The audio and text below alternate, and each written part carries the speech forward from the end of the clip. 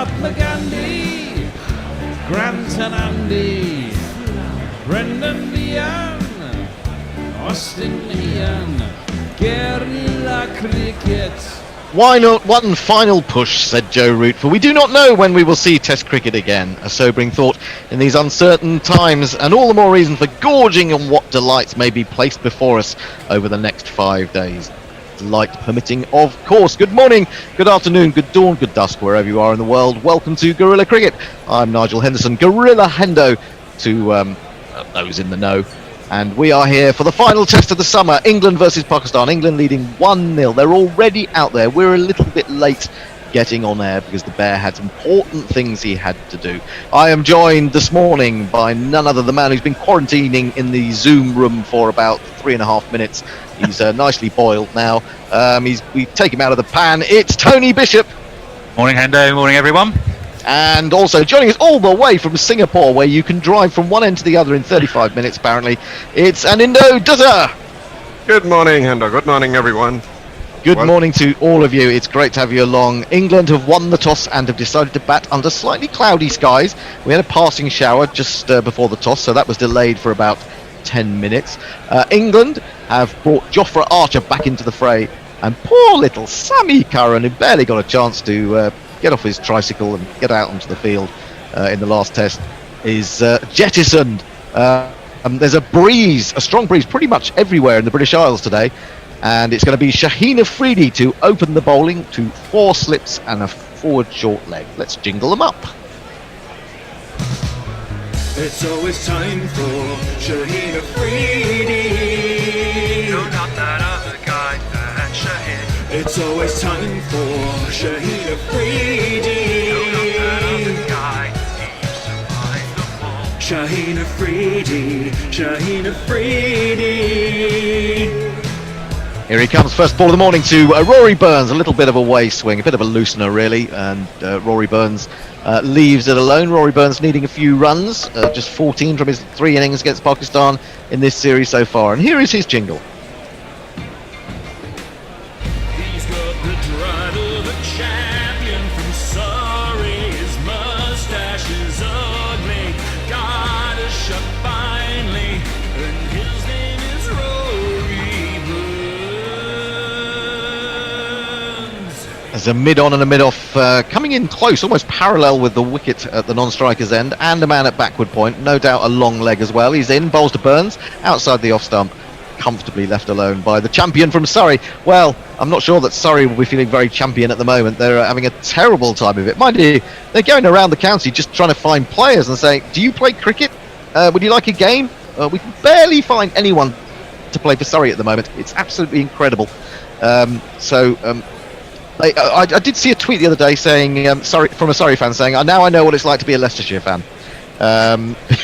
Constantly losing. Although perhaps that's being a bit unkind to Leicestershire. We'll bring you some tweets in a minute. In comes Shaheen Afridi, bowls, onto the back foot goes Burns, and it glides off a thick outside edge very handsomely as far as he's concerned. It's gone all the way down to third man.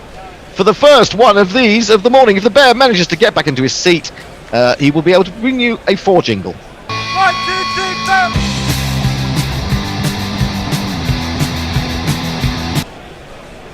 4. That's a very nice way to get off the mark, isn't it? He just let the ball come to him, actually. Give him more credit. Wasn't an edge in that sense. He just played it down and found the gap. Well, with one stroke, he's increased his entire series tally by 25%. That's right, absolutely. He's now got 18 runs in this series. Shaheen Afridi at the end of his run. Tall, lanky, but very athletic. He's in, he bowls, hits him on the pad. Big appeal. More from Shaheen Afridi than the slips. He didn't really get the support from them. It was probably too high. It was probably going down leg. Have we been joined by anyone this morning yet, Tony? Oh, we certainly have. Messi Jez, morning to you, of course. John T. Summerall says, looking forward to it, chaps. Mog, as ever, is with us. We've been having a conversation about English weather. As you do. I'd said we were prowling like caged tigers when the covers were on, but then they actually started on time, which I think threw us all out of whack a bit. Yeah, that's why you were so late, no doubt. Yes, basically. Yes. Shaheen in again, bowls to Burns, and I'll just give Burns the benefit of the doubt that perhaps he kept the bat inside the line. It was generous movement away from the bat taken by Mohammad Rizwan. Mohammad Rizwan, who batted so well in that memorable second test. I mean, that's going to remain stuck in our memories for all the wrong reasons, isn't it? Bad light, rain, negligent umpires, one might argue. 10:30 starts for this test, though. If we need them. Half an hour. Does it really make that much difference? I mean, an hour and a half at the end of the day is quite worth having.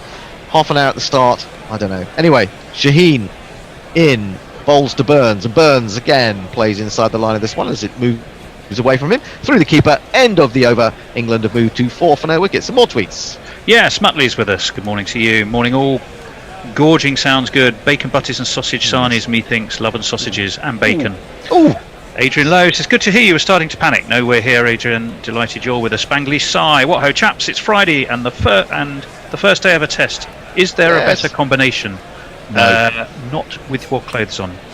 Mog says Mog says hello. Hello, Mog. Again.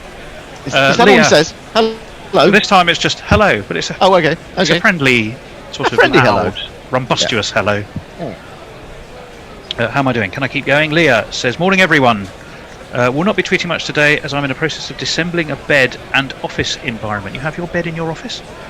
And now I have the perfect soundtrack for it. Okay, well, we're delighted you'll be listening. Do try and tweet occasionally. Yes, indeed.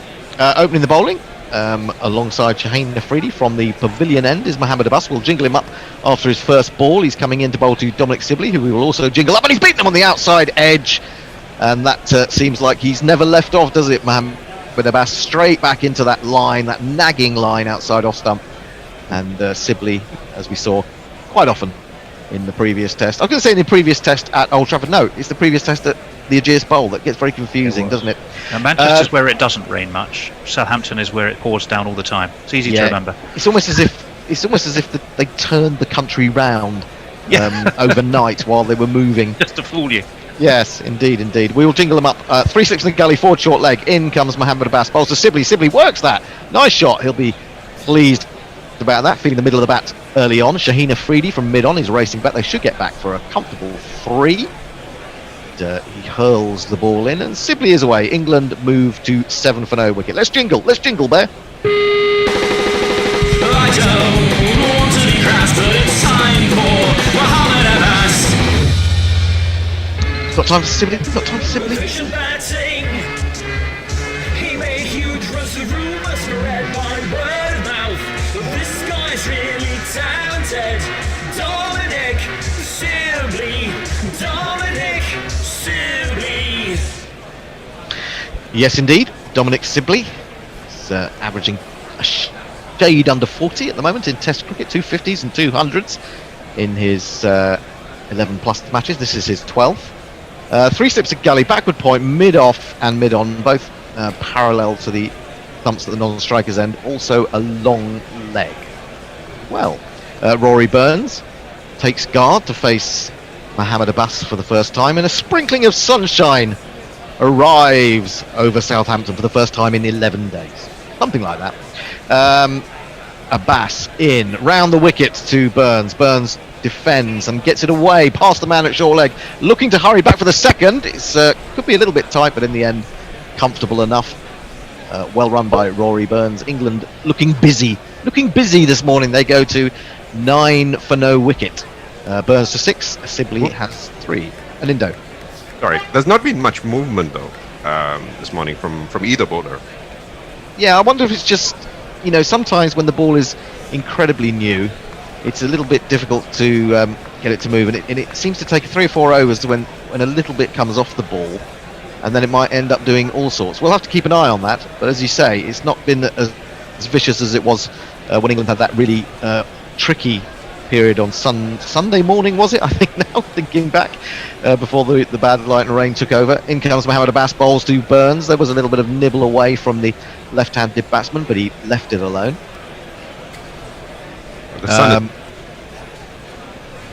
Sorry, Nindo. sun is out. The sun is out! The sun is out, and we are celebrating. We should probably do a little dance. Do rain dances. Rain. Well, you do rain dances. We should do a sun dance. I was going to make a terrible joke there, but I'm not going to now. Sundance, Butch Cassidy, never mind. In comes Mohammed Abbas, bowls to Burns, and Burns again plays this down towards fourth slip. No chance of catch. Sean Masood does the fielding and gets lots of congratulations. Actually, rather unnecessary congratulations. It wasn't that good a piece of fielding. It was just a decent piece of fielding, but everyone was roaming around and high-fiving. Well, high fisting each other. If that doesn't sound too rude. 9 for no wicket, moving very swiftly on. Mohammed Abbas has 1 ball to bowl in his first over. He's staying round the wicket to the left-hander. He's in, and he defends this, getting the bat in front of the pad. There's been some problems for Burns where he's come forward and then gone back, withdrawing the leg and getting himself LBW. I remember Graham Gooch doing that a little bit to Terry Alderman when Alderman really had his number all those years ago. Anyway, that's the end of the over. 2 bowled, England 9 for no wicket. John T. Summerall and Warren are both with us on Hot Mic. So delighted to have your company. We're joined by many people on Cricket Tracker, most recently Khan La, Ashfaq, Mohammed Shahzad Wariaka Hel, which sounds like an interesting sort of name, and many others, Shajil Anwar, to name but a few. So a warm welcome to all of you. Indeed, welcome to all of you. You're listening to Gorilla And Cricket. Ranjit Singh Sani on YouTube, beg your pardon. You're listening to Anindo Dutta, Tony Bishop and me, Nigel Henderson. And it's the 3rd over of the morning. Shaheen Afridi, left arm over the wicket to the right-handed Dominic Sibley. He's got 3 slips and a gully, quite a fine gully, and a man at forward short leg, or a little bit square. In comes Shaheen, bowls to Sibley, first ball that he's received from the left armer. He leaves this one outside the off stump. It goes through to the keeper. Yes, Anindo, I think we were talking before that I was a little bit worried. Ben Stokes decided to bat on a cloudy morning in Southampton in the first test against the West Indies, and it all went horribly wrong for him. Yeah, it did indeed. But the 2 England openers looked much more composed this morning, and the sun's out. Ball's not moving too much so far. Do you think it's the wind? We have got gales in the British Isles today. The wind could be having an effect on the swing. In comes Shaheen Afridi to Sibley. Sibley defends on the front foot, a little bit of movement into him, but nothing significant. That's the point we're making. Nothing as late and as rapid as we've seen before. Wind does tend to disrupt swing a little bit. And the wind somehow, I mean, if I see the way the wind seems to be blowing, it's going exactly along the path of the pitch. So that's probably the reason why it's not moving. Well, might be helpful for the spinner bowling into that wind later on. In comes Shaheen Afridi, bowls outside the off stump again, and left alone comfortably by Dominic Sibley. And there is no run. If you've decided to play your spinner after some debate that you might play an all-seam attack, it would be an odd decision to then bowl and miss out on the opportunity to actually use your spinner in the 4th innings. Yes, absolutely. Tom Bess has given up all hope of ever bowling. Didn't bowl the last test. He didn't bowl and he didn't bat. I mean, he literally got the Thanks for Coming award. Adil Rashid had a game like that a couple of years ago, didn't he? In comes Shaheen Afridi. That's fuller and straighter, but nicely dug out by Sibley into the offside. Slightly surprisingly, he's going to take the single. They thought about 2, but that will do. England into double figures, 10 for no wicket. Yes, I'm a little bit disappointed that Mark Wood didn't get the call today. I don't know if you guys have got any views on that. The talk was that most of these fast bowlers were going to be given 4 tests of the summer. Well, Stuart Broad prevented that by doing so well when he came back after being dropped for that first and test. the little bit of emotional pressure he put on with the subsequent interviews as well, I think. Well, I think so, yeah, absolutely. Shaheen Afridi standing at the end of his run, begins running up to the crease and loses it as soon as he gets close to his delivery stride, and Michael Goff, the umpire, says that will be a dead ball. Not quite sure what happened there. I think the batsman was ready. I think he just lost his run up. Anyway, he troops back to the end of his mark. See again, maybe a small butterfly ran in front of him just as he was about to bowl. We're going to see this on super slow motion. I see no insects involved. It wasn't Surely insects. a butterfly would flutter rather than run, wouldn't it? Well, just sort of, yeah, possibly, yeah. Shaheen in again, bowls outside the off stump again. There is movement, but it's not too late, and it's well spotted by Burns, who lets it go through the keeper. I don't know whether there's a bit of dampness on the outfield, because it looks to me as if Azhar Ali is sorry, it wasn't Azhar Ali, was it Abid Ali is just trying to dry the ball on his sweater. Anyway, it brings Rory Burns back down to face, and he will settle himself. 4 slips for him, 3 slips in the gully for Sibley, so slight change to the field. Here comes Shaheen Afridi in again. That's far too wide. Mohammed Rizwan has to dive across in front of first slip to take that. It's the end of the 3rd over. England have moved to 10 for no wicket. Tony. Yes, very much the early morning rush hour. As far as tweets go, Jay Grover says, morning all, sorry I'm finally struck by the curse of Hendo as a consequence for your cruel rejection so many years ago. Farong says, afternoon all from sultry Dhaka. Well, Pakistan bowling first should be interesting to see if they can extract any life from the pitch. All to play for, yes indeed. What is it? 4 in a row that they've unbeaten in series against England, so they need to win to do that. Ralph the Wonder Llama, morning Grillers, morning everyone. Can Pakistan enforce the follow on preemptively without batting to save a bit of time? That's an interesting way of looking at things, I suppose. 3 slips in the gully then for Mohammed Abbas, bowling to the right-handed Dominic Sibley. Slips go down, he's in. Oh, he turns him round a little bit there, just straightening it from middle and leg ever so slightly, and that's where Sibley struggles a little bit, because he's so keen to play into the leg side, and he's so good at it, to be fair. But there was just a hint of a leading edge there. Ball run out into the offside. Sibley has 4. The GPL is open. The GPL is open. £56 in the pot. I'll give you details of how to take part in the GPL, the Guerrilla Prediction League, which we run on a daily basis. Here comes Mohammed Abbas again in bowls. Forward comes Sibley. Ball glides off a thick outside edge towards backward point. Yes, go to GorillaCricket.com, which is our website. Sometimes underutilised. Please go. There's often quite interesting content on the Guerrilla Cricket website, as well as normal nonsense. So go there, go to competitions, decide how many runs you think will be scored in the day, pay us £1, and guess. And if you get it on the nose, you get what's ever in the pot. If the pot starts at £56, but 34 of you enter, then it goes up. You know how that works, basically. So 56 is just a starting number, really. Mohammed Abbas in again, bowls onto the back foot, goes Sibley. He wants a single, he's ready for it, but Rory Burns wasn't, and he sent him back. Would have been tight, wouldn't it? Basically, would have been tight. Very tight. Indeed. More tweets? Yes. Ralph Wonderland. Oh, I read that one, didn't I? Martin Holmes is thanking us for the T-shirt. So obviously arrived there. Jolly Our good. dispatch department, as efficient as ever. Yeah, tremendous. Getting a He's doing thumbs tremendous. up, in case you can't see it, Martin.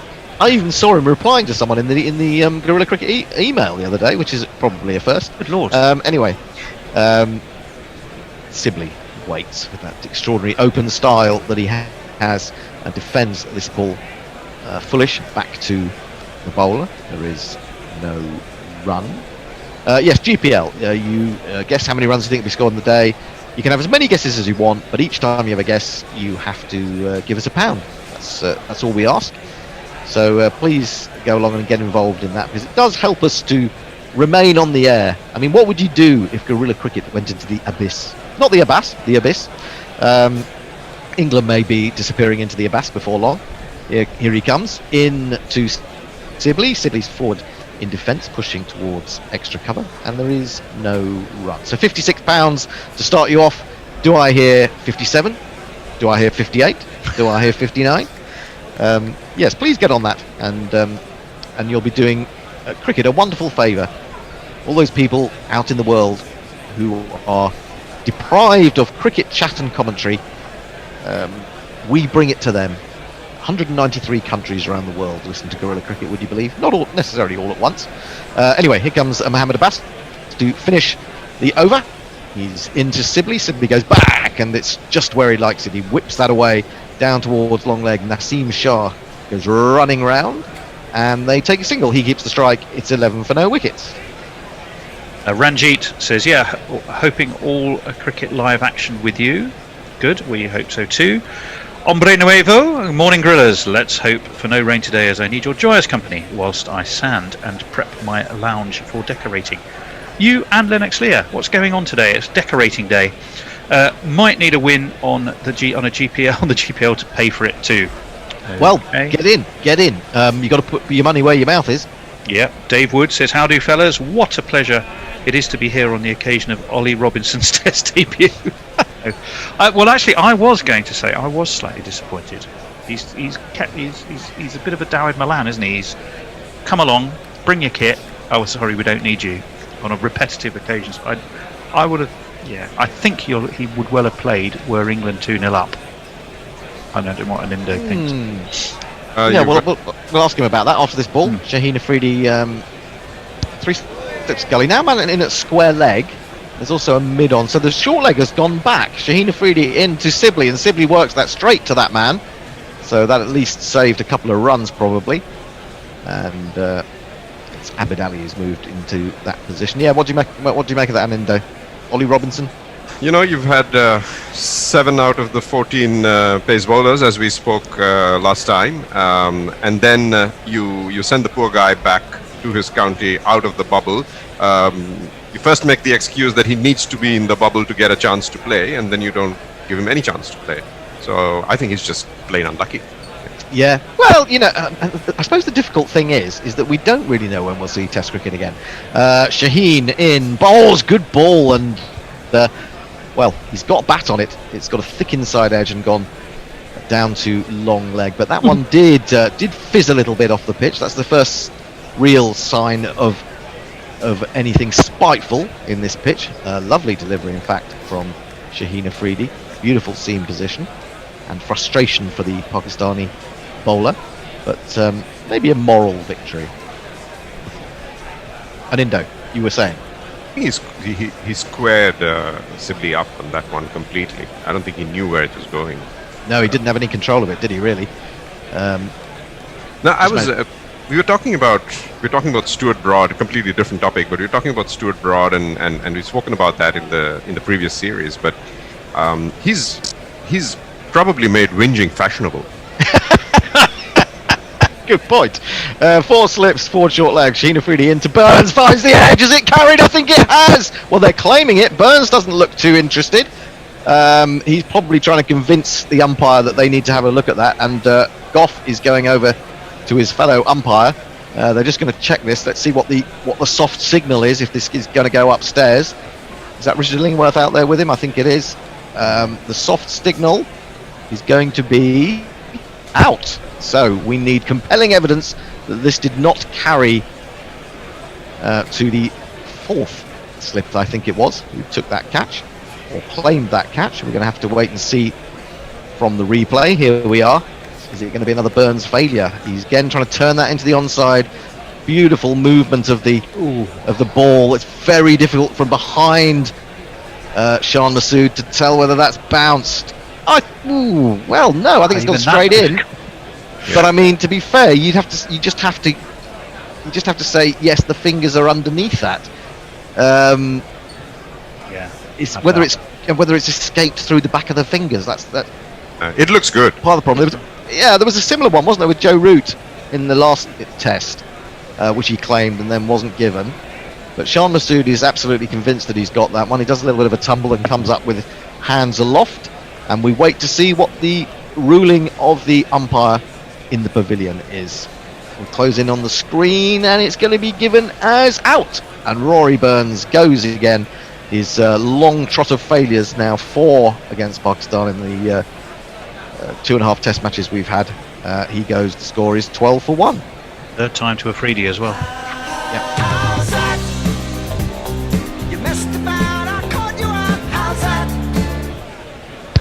Yes, he gone for 6. I think this opens up another subject for conversation, really, about Rory Burns. I mean, I've been reading things this week where ridiculous things like talking about whether England are going to go back to number 1 now that they've got an established opening pair.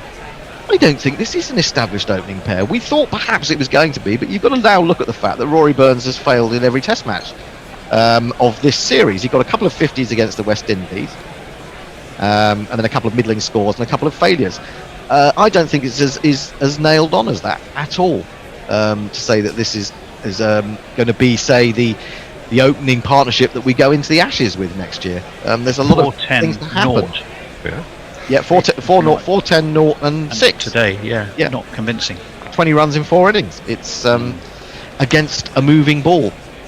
We talk about, sometimes really good players coming from abroad struggling against the moving ball. Looks like Rory Burns is at the moment. Anyway, out to the crease comes the new batsman, and he is Zach Crawley. Zach Crawley was a cricket player, a damn good cricket player. But he was moved from the middle order to open the batting. Now, trapped in the English professional cricket circuit, Zach Crawley must fight to survive. Zach Crawley, altogether more orthodox, a much more pleasant player to watch. He's got 3 slips in the gully, 4 short leg, man at backward point, mid-off, mid-on and long leg. So the usual field that we get at the outset of a Test match. Especially when there's a little bit of movement, close catches. Going to be bowling to the right-handed Zach Crawley, so maybe a slight change of angle for Shaheen himself. He's in, bowls to Crawley, and that one swings into him, but he puts it away beautifully with wonderful timing. Away through square leg it goes. Lovely start to his innings. England 16 for 1. Few more people.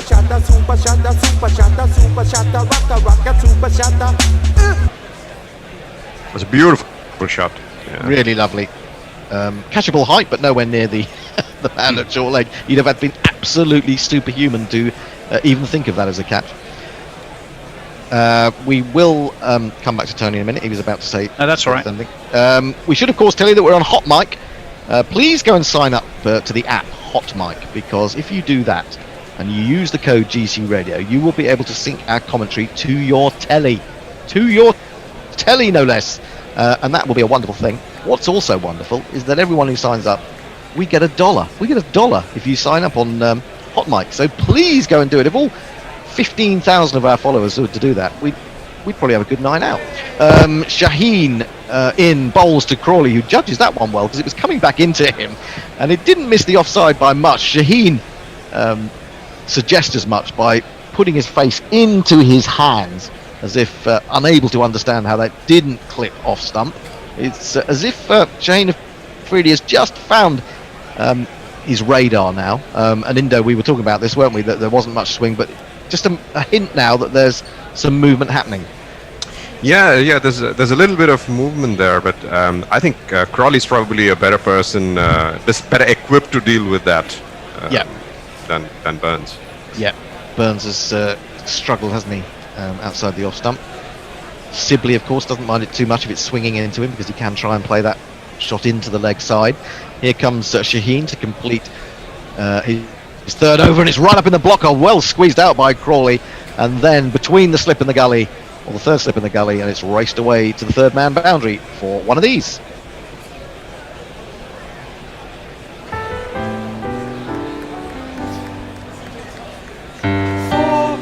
And Crawley, from 3 balls, has raced past Sibley. He's gone to 8. Sibley has 6. England are 20 for 1. More tweets, Tony? Well, I was about to say, on Hot Mic, we have been joined by a number of people, including Oliver Sheldon, who says good morning, Jimmy C, who says good morning from Perth, and Nick, who says good evening from Japan. Welcome along, so, wherever you may be. Great international gathering as ever. Yes, we do have some tweets at the end of the over, and we've got a bit of break. Okay. Jonathan Northall sent a picture of saying, hoping that Hot Mic have an iPad app, and a picture with my head looking scarily like a boiled egg. Mog's referring to a movie involving a conversation we had earlier which Adrian Lowe just says, ouch. I'll probably leave that one to the imagination. Although, sadly, a few other people have picked up on it, including Messi Jez. I knew Guerrillas cricket was alternative, but this is getting a bit extreme now, he says. Pirate Badshar adrift. Morning, Sea Dogs. You're a great antidote to all the madness today. Mohammed Abbas, first ball was left alone, but the second ball is not, and it's whipped with superb timing by Sibley. Past the man at square leg, goes all the way to the boundary. The runs are flowing, I tell you. England 24 for 1. It's Nissan She.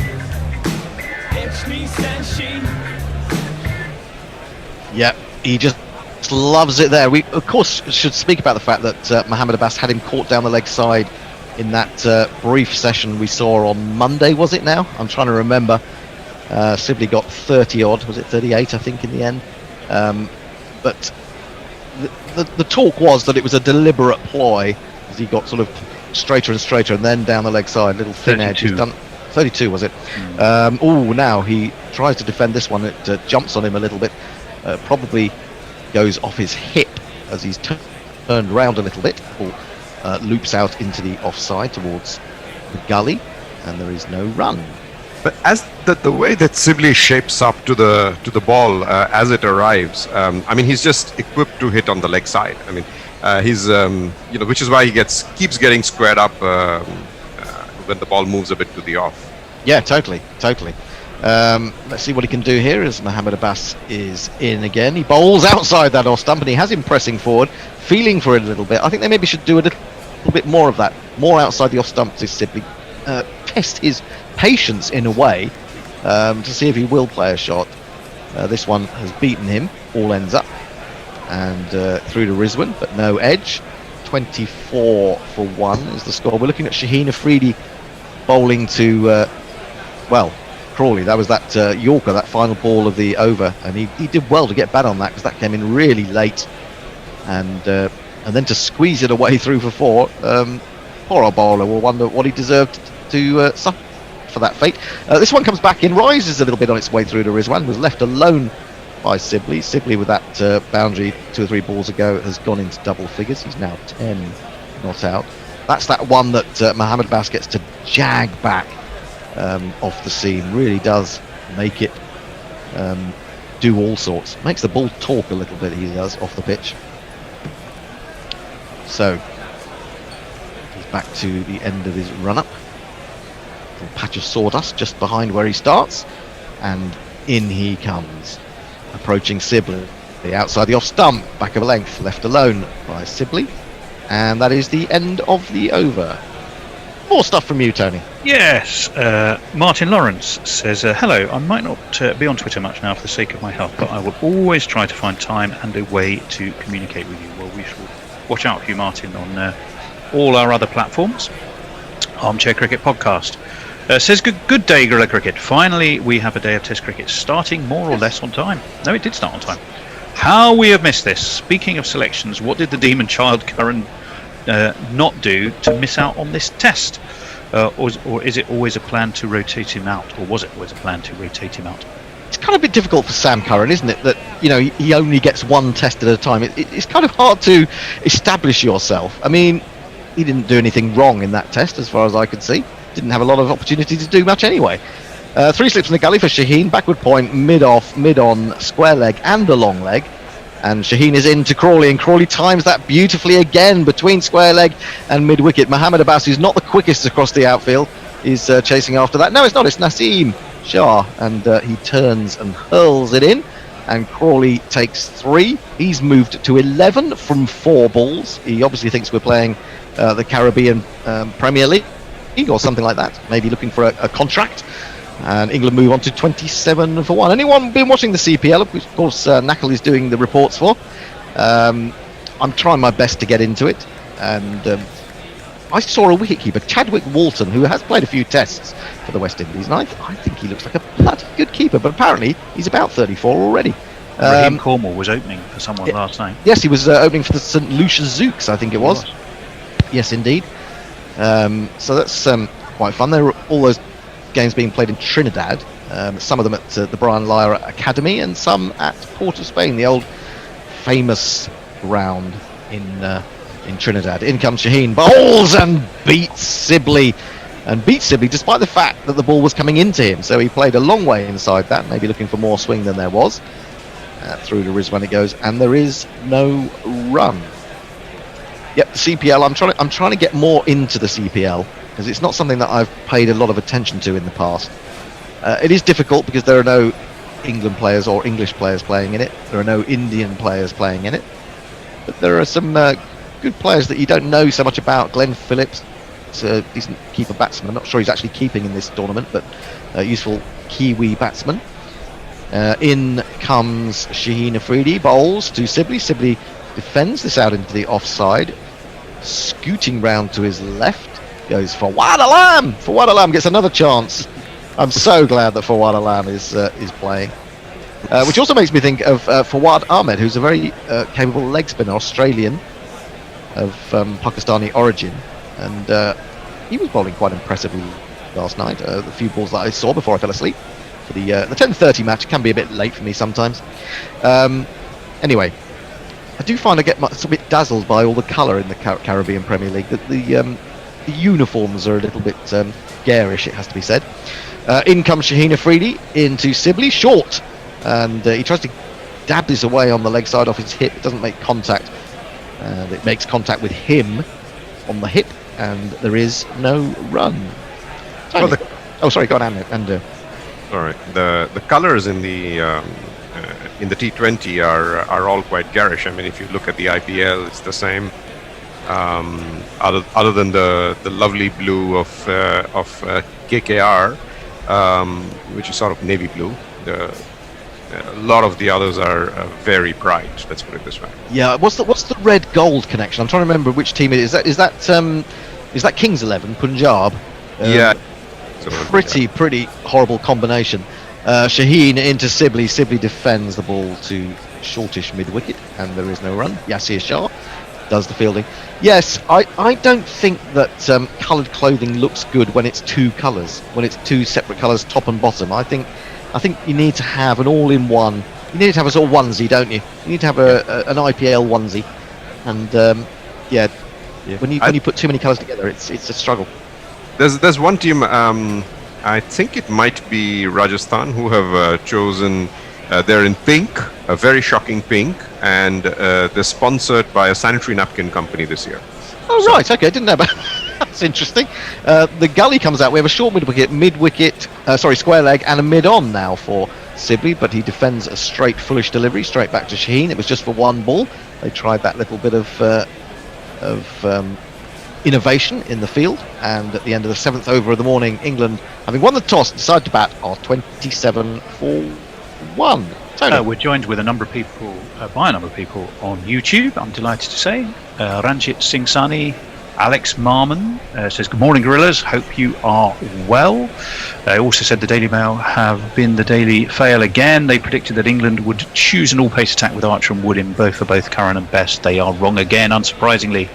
Finlow Parish, or Paish, I beg your pardon, is with us. Morning, Gorillas from Ghana.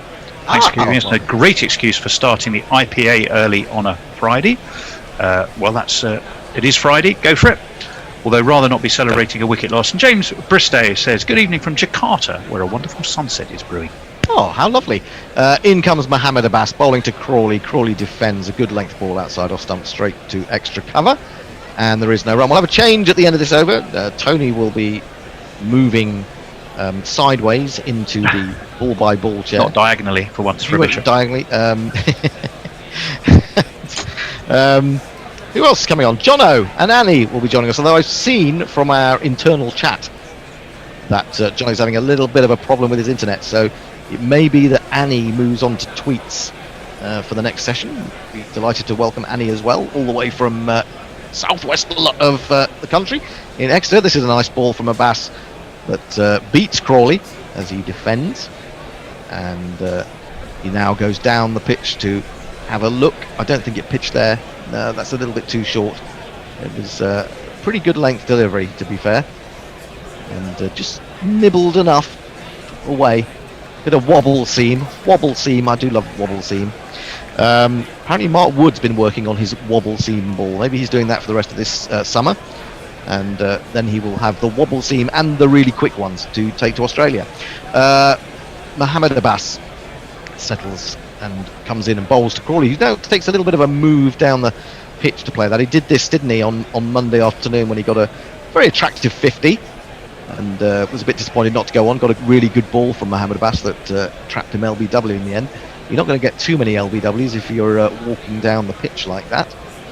And I suppose it shows a little bit of his lack of pace compared with one or two other bowlers. You know who England should bring to India though? I think Sam Curran.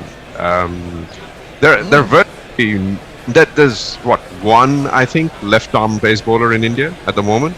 Really? Yeah. So they're not really used to it. Oh, that's interesting.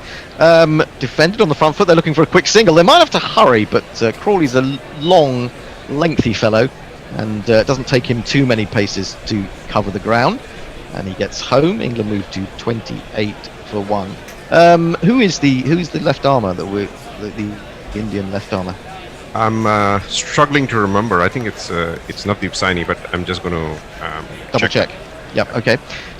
We don't know what's going to happen with that Indian tour. It's supposed to be after Christmas now. 5 tests contracted to 3, and a few more ODIs and T20s, I think. But there is also talk about moving it to the UAE. So that'll be interesting if that happens. Mohammed Abbas into Sibley. Sibley leaves outside the off stump. Good length delivery through the keeper, and there is no run. Can you squeeze a tweet in there, Tony, or not? I can. All About Sports says superb commentary by Gorilla Cricket. Loving it on Sports Tiger, which is great. Dr. Dan has sent a picture of Rory Burns clipping a 4. So he was sharp and about his game, although sadly Rory Burns subsequently wasn't. Ravi Nair says, you stare into the Abbas and the Abbas stares back into you. Almost a Gorilla quote. Here is the Abbas bowling to Sibley, who just leans forward and leaves his bat out of the trail of that one. It goes through the keeper. That is the end of the over. It's the end of my... It's the end for an Indo for the time being. But Tony will step into the ball-by-ball chair. He'll be joined by Jono and Annie. Over to you, Tony. Jono and Annie. What a dream team. I can't actually see Annie, though. Is she there? She must be there somewhere. She is. She's just appeared. Like a mystical, mythic goddess. As if by magic. As if by magic. Who's doing tweets and who's doing the opposite of tweets? The other one. Well, I see you're quite behind on the tweets. Well, I've caught up a bit.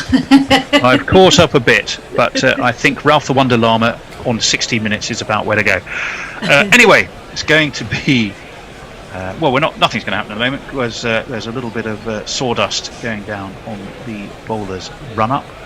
Shaheen Shah-Afridi not happy with that, or he has taken, of course, the wicket that has fallen this morning. He's bowling from the hotel end. Jono, how are you? You finally got a connection, mate. Tired. It's been a big couple of days. You look a bit rough. Oh, thanks, Benny. That's what you want to hear, isn't it? Honestly, you invite her on the show and tell her she looks like a goddess, and what does she then do? She rubbishes the fellow co-commentator and tell him he looks like shit. It's very unkind. No, you just look a bit rough, that's all. Compared to your normal... Anyway, Crawley stands ready. Shaheen Shah Afridi is in. And Crawley very nicely and tidily pushes away into the offside. Adjusts the visor on his helmet, but there is no run. I can't bear to think what Jay Grover's going to say to me if Annie's giving me abuse like that. Somebody's got Facebook or something on in the background and I'm hearing. Yeah, that's me. Sorry, I'm trying to turn it off. There. Okay. Marvellous. Shaheen Shah Afridi's got that, as we said, the 1 wicket to fall. Rory Burns caught by Shah Massood. Had to have a look at a couple of times. In he comes again, trying to push this across Crawley, but Crawley's very correct. Steers this to square leg, and there is no run. Yeah, that was an interesting... Shah Massood seemed absolutely convinced immediately. It was one of those where you looked at it from a couple of angles and you thought, oh, well, really? That looked like it bounced. But it literally, his fingers were on the ground and the ball went into them. So it was very hard to judge. I thought it was out immediately. Yeah. Certainly the view behind the slips would have not given the game away. It certainly is blustery there today in Southampton. The 3 slips go down. Once again, it's pushed across the right-handed Crawley and into the gloves of Mohammed Rizwan, who's I was becoming a bit of... wondering. Sorry, I was wondering if That's we right. were going to have problems with the bales blowing off a bit today. Oh yeah, they get those heavier ones on. Yeah. Is it windy where you are? It's definitely windy where I am. There's a bit It's of a... horrible. It's absolutely horrible. It's been gusty and rainy and windy and November weather. Well, there you go. An English summer, some might say. Shaheen Shah Afridi comes rolling in again.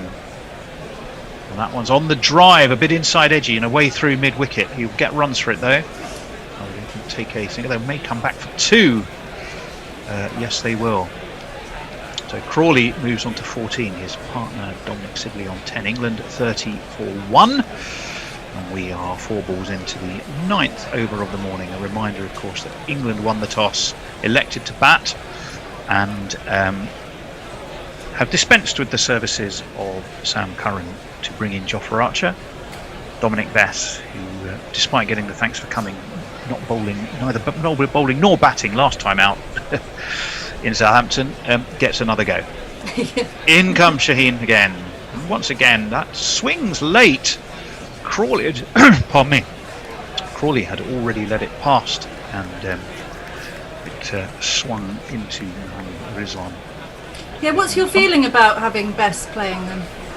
Well, I always, unless it's exceptional circumstances, feel Would have there's a a spinner. need for a spinner in the team. And I don't think Joe Root, as much as he might like to think so, is a frontline spinner. Whether Bess is the right spinner is a moot point and another discussion. But a spinner, I always feel happier when there is one. Crawley, that 70 odd last time out. What can he do this time? That one he waits for. And just drops the bat on it. It's way into the offside. Again, no run. End of the over. Who is on tweeting duty? I can't. I'm really struggling to load it up for some reason, Annie. So if you Yeah, that's convenient, isn't it? Annie, it is then. So Jono not only looking rough as goodness knows what, Can't even technology read. is letting him down. Okay, Josie Oak says, afternoon, the collapse is on. Grits and Grats says, is there a first-class batsman called Crash? If so, he'd be the perfect opening partner for Rory at the moment. I like it.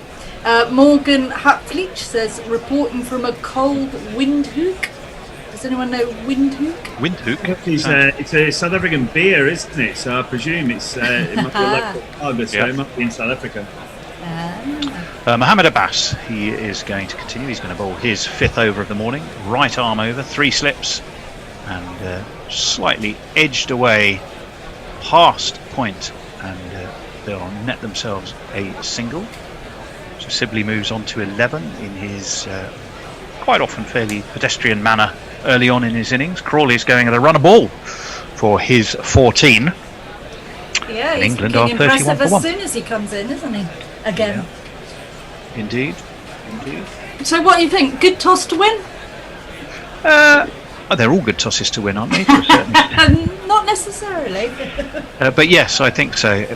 In comes Mohammed Abbas, and that one will Crawley seemed to go through him and took an inside edge down to long leg, where it's misfielded by Shaheen Shah Afridi, who seemed to spin round in several circles and almost sort of He got blown drill a around, hole. I think. It He was that maybe wind. got blown. He did. Mohammed Rizwan looks a little bit perplexed about what happened there, and I'm not entirely sure. I think it just cut Crawley in half as it nipped back on him. He came a long way down the wicket. Actually, it went down leg, so I got that completely wrong. Did he lay any bat on it? He did. Well, But he did, but he didn't really know where it had gone. So we were all confused, including poor old Shaheen Shah Afridi, as he ran round in circles like a wet puppy. Forward this time comes Crawley, as if to atone for that last rather streaky shot. Plays a very correct defensive push back to the bowler. So 16 for him, 33 for 1 England, having won the toss, as we said. Pitch is Pakistan, I looking think, very unchanged. dry, isn't it? The pitch is looking very dry. Yes, now it is a new pitch, isn't it? There was some discussion, I understand, that they were thinking about using the old pitch because it had such little life in the previous test.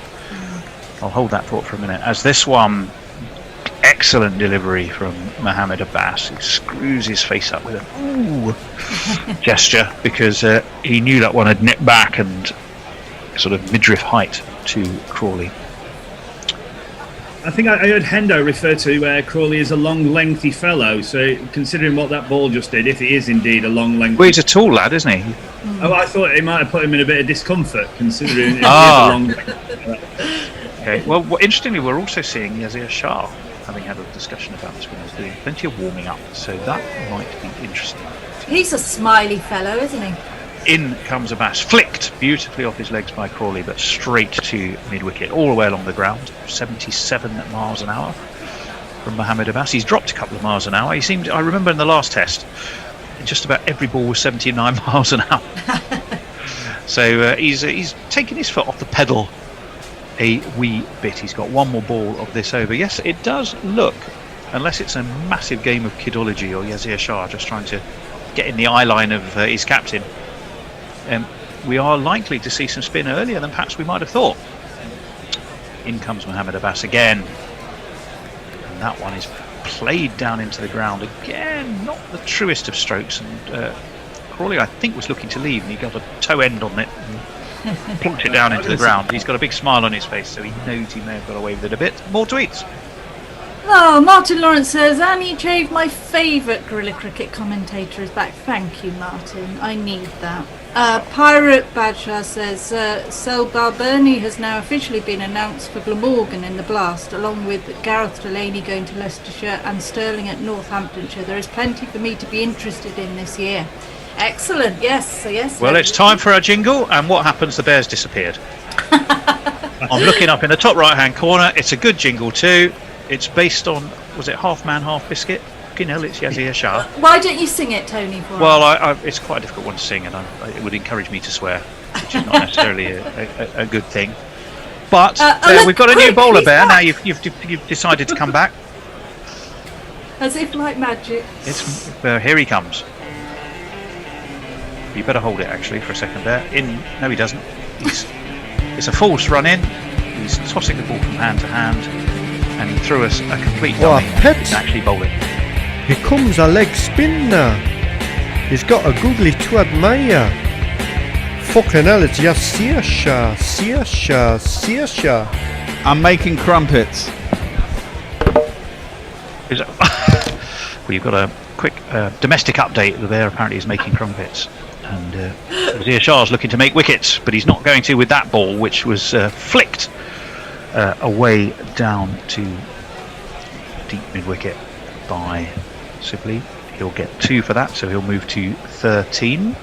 Don't want to get in the way of a bear and his crumpets, really. He's gone again.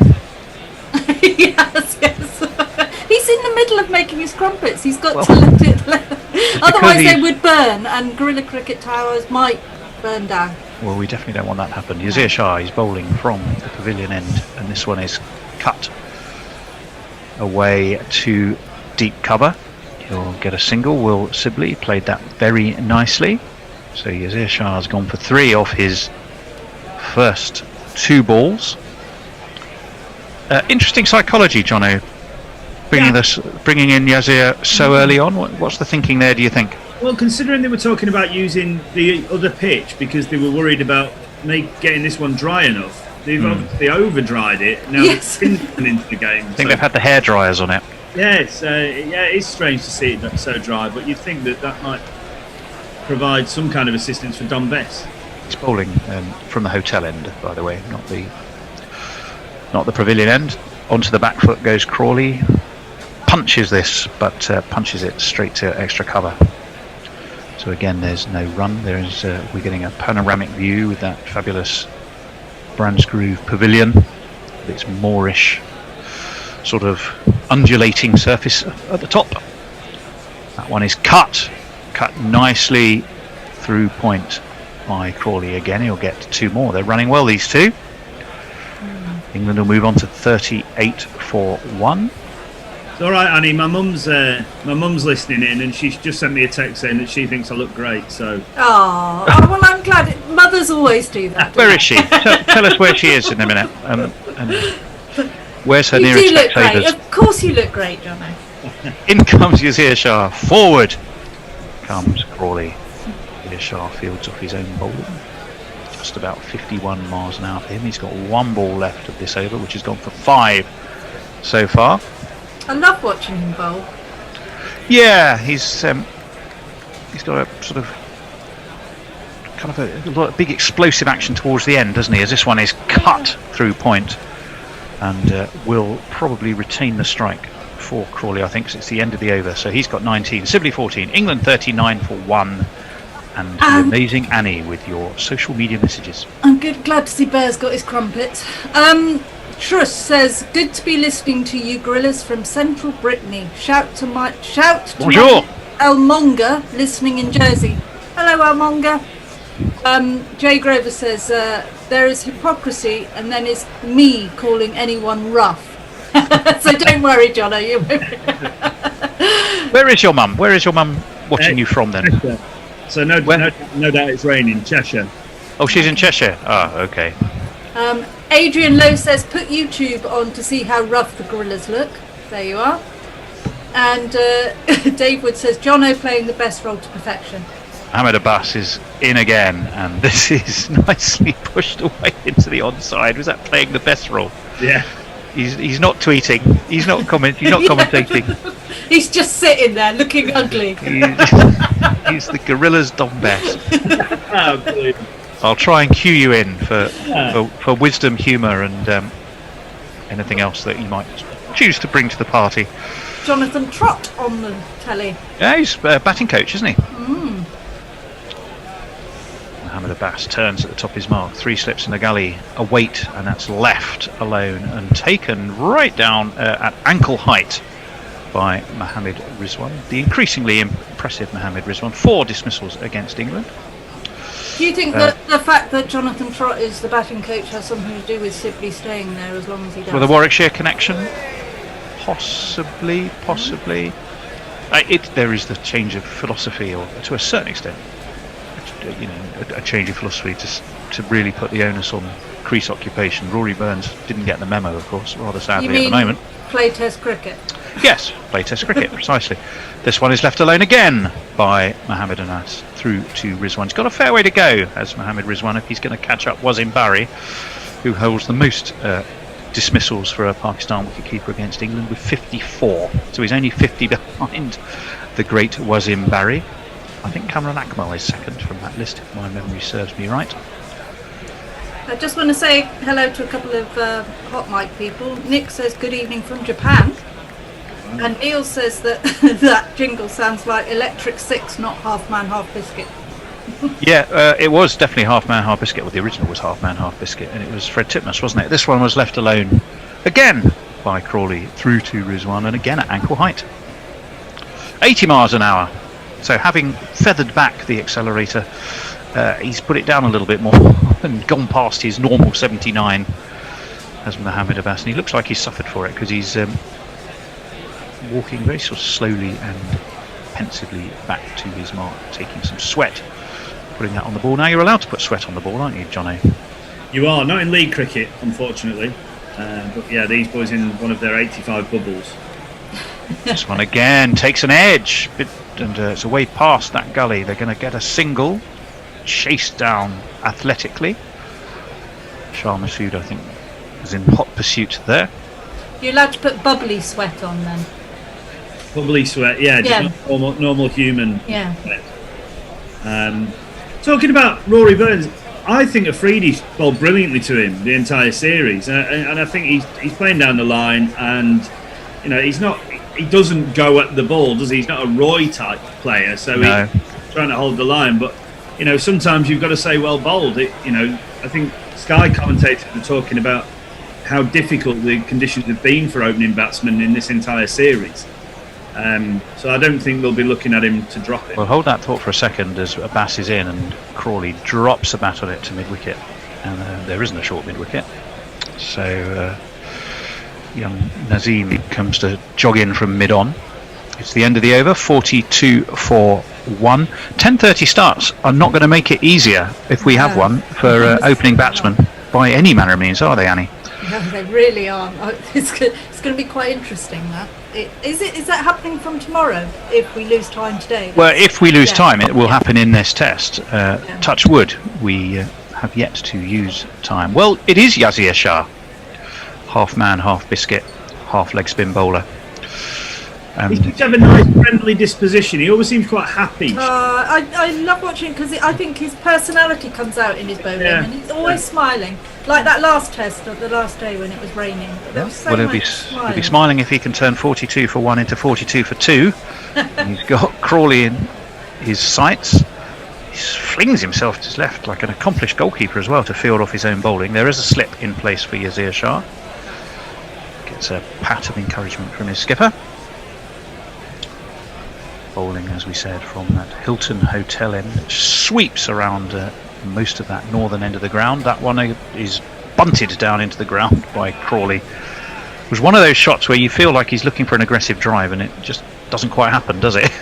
Putting himself about though, you see. That's the second time in 2 balls he's gone full length. Well, he's played a couple of. He had that one that went down to long leg, and he, the way his head jerked round, you knew it was a full shot. More air this time from Shah, driven more convincingly this time, but 2 extra cover, where it's fielded twice, rather bizarrely. Both involving quite an impressive rollover, but it will have restricted them to a single. Just cleared the leg a little bit, gave himself a bit of space for that drive, didn't he? I don't even think they took one. I think it was a really good piece of fielding. I think Crawley's still on strike. Oh, well, that's... Indeed, you are right. And this one, he steps back, cuts off the back foot. This one is through extra cover and all the way to the sponge for one of these. 2 + 2 is our man. You do, of course, have to look up at the top of our screen and check that the bear is actually there. But otherwise, you go, put one of these! And then literally nothing happens, which makes one look something of a mug. But no, he is there. He should have stopped there. Do you think so? Is this one onto the back foot again? Goes Crawley. They jog an easy single as it's away to mid-off. It's the end of the over for Yazir Shah. None for 11 for him. Smiling he may be, but he is wicketless, and 47 for 1. England, Annie. Yes, Emmett K says Windhoek is the capital of beautiful Namibia. Saying it is in South Africa is a bit like saying Dublin is in England. Sorry. John Thompson There's says any water between South Africa and Namibia, so kind of slightly. Okay. All right, we'll go with it. John Thompson says that's the first time I've heard half man, half biscuit compared to electric 6. Forward in comes Yazir Shah. Oh, sorry, he must have been. I thought that was the end of the over. That completely threw me. It's pushed away into the onside. Another single's taken. England have 48. Crawley 27. Sibley 15. And now it is the end of the over. Well, it gives me more time to get through some of these tweets that you were so slow on. Everyone complains that I am. You got everyone today, Tony. Sorry. Sorry, I'm having a bad week, alright? Matley says, can I come over to yours? I'll bring sausages and bacon to go with the crumpets, and that's to the bear. Martin White says, morning all, weather prospects for latecomers, please? Question mark. I think there's rain due later, unfortunately. That's what I saw anyway. I'll say hello to YouTube listeners. Alex Mallon says, good morning grillers. Bino Page says, morning grillers from Ghana. Thanks for giving us a great excuse for starting the IPA early on a Friday, although rather not be celebrating a wicket loss. And I'll go back. Echo in here, Tony. What's that? No, I believe that that YouTube message may have appeared before, yeah. But not to worry. It sounds so much nicer when Annie reads it than when I do. Sorry, good things bear repetition. You don't listen to a great piece of music only once, do you? That's it. Shall I do it again? No. I'm going to put that right up there on my most listen on my what do you call it? My playlist, the IPA tweet. It'll be right up there above Bob Dylan's latest album. I'm going to quote it for you and send it back to you every day. Okay. Brilliant. I shall most definitely look forward to that. Imagine says there was a Twitter poll in Australia this week about Vegemite or not on crumpets. It was 48% in favour. If that isn't yet another reason to leave this land and head to New Zealand, I can't imagine anything more compelling. Oh, yeah. Dave Sarah says the time for guerrilla cricket is over. That sounds a bit. That's a bit That's a bit grim, isn't it? worrying. Does he say why? Does Who knows? not. I'm just going to go to. I think Tony, you might be a big fan of you and I. So I think Annie's demolition of our collective personalities so far. No, I feel really bad now. I think you're both wonderful. And as for Bear, I'd like to be sitting eating crumpets with him. This one is the wicket that we saw earlier. Just so I'm keeping you up to date with what's on our screen. Sorry, Annie. Amanjit Singh says out. And Umar Farouk on Crit Tracker says we'll get more wickets in this session, question mark. Good question, actually. Well, yeah. Jono, what do we think on that? So just under an hour still to play. Yeah. Hasn't done a huge amount of the ball, and I mean, Abbas is so skillful, isn't he? Like Abbas has got it on a string, so you know this lad now Naseem obviously just about to come on, so Bear will no doubt jingle him up. If he's finished his crumpets, finished his breakfast, you know, he's got the ability to do bits. I don't think it's not really done anything for Yasir so far. I think he's probably bowling a bit full. But yeah, I think, you know, England's session so far only one down. I know we've won the toss, but Pakistan will certainly be looking to pick up at least one more before the lunch break. well, there will be a change of bowling to help them get there. It's the 17-year-old Nazim Shah. Will jingle him up after this delivery. He's in, and it's left by Crawley through to Rizwan. 85 miles an hour. There, can we have a jingle? When the sea Shah left home, he said to his dad that you're the man of the house now, because Nazim Shah is just that good. I think he's been quite sparingly used this series. He's one 144 and one for 45 in the first Old Trafford test. None for 10, of course, in the very limited play we had in the second test. In he comes again, left again by Crawley, swung late and taken to his left by Rizwan. But overall, is it because, I mean, if you're old enough, you're good enough, as they say, but he is only 17. he's young, you think? Are they being a little bit managing their resources carefully with him? I think they're looking after him. But you don't bring someone on tour to look after him if you think he's going to. I mean, it's not fresh, Annie. Look, I'm worried. He's only 17, poor lad. Well, in theory, you know. In a year's again, anyway, he's got 3 slips in place, and once again, that one keeps fairly low. It was 86 miles an hour, but didn't get up much. And Sibley, I beg your pardon, was able to just watch it Obviously, through to Rizwan. He broke onto the scene, obviously, with that hat trick in the UAE. I saw witnessed my first ever hat trick on Saturday. One of our lads, Simon Dunning, got a hat trick against Worcester Park. Oh wow! First time I've ever seen one with my own eyes, and it was pandemonium. It was absolutely brilliant. Here comes Nazim Shah again. It's wide and left. Didn't need to be played at all. I don't think if you're going to take wickets and get that extra wicket that we were talking about in this session, you're going to have to try and bowl a little bit more at the stumps. That's, I think, 3 that Sibley's been able to just watch past with little to worry about. The Bear's got a grin on his face. Have you ever taken a hat trick, Bear? No. No. I thought he was queuing me for a Bear story of a hat trick. Should have had one. In comes Nazim Shah. That one is on the stumps, but it's flicked off his legs quite nicely down to long leg by Sibley. He should have had one, apparently. I will. Umpiring and didn't give it out LBW. No, I was playing in a actors versus authors 11 game at Wormsley. I got some guy out, then got another guy out, bowled second ball, third ball, kid comes in, must have been about 11, pinged him on the back foot right in front of Midland leg, absolutely fucking stone dead. Umpire didn't give it out. When you say some my guy, first ever were they hat-trick. famous? What? These people were they famous? These people? Wow, somebody went. Sebastian Folkes played for the authors. Oh, wow! As this one forward comes Crawley, and no run. What wrote Birdsong? Yeah. He wasn't one of your not hat trick victims. No, he wasn't one of my. He okay. he wasn't one of my victims. But he is an author. Yeah. I can't remember who else played.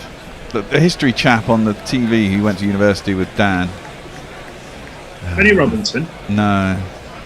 Fuck, my Dan memory Snow? of names has gone completely. Snow? Dan Snow? No, he wasn't there. He's a kind of posh dude. I want to say Hutton, but it's not Hutton. What, England's all-time leading run scorer? Yeah, no. Oh, highest ever score. He's not all-time leading run scorer, but highest ever score, isn't it? 49 for 1. As Bear tries to click that memory of his into gear, it may take a while. I was going to say, yeah, give me. We'll give you an update. We'll give you updates on that through the day, as if Bears remembered who the famous actors and authors were. Yazir Shah continues. Forward is Sibley, pushed away into the offside. No run. 49 for 1. England looking to get 50 up on the board. We're getting interest from Bear's Breakfast. Can I just say that he's just had a packet of crisps as well? Crumpet and crisps. Crumpet and crisps. Sounds like a comedy double act. So forward comes in Sibley to Shah. Nicely played. Flicked away to deep mid wicket. And they'll take 2. So the 50 is up for England. 51 now. The run rate actually a fairly healthy 3.5 and over. Annie, that's healthy for the first morning of a test match when there's a bit of cloud cover. Nice steady start, I think.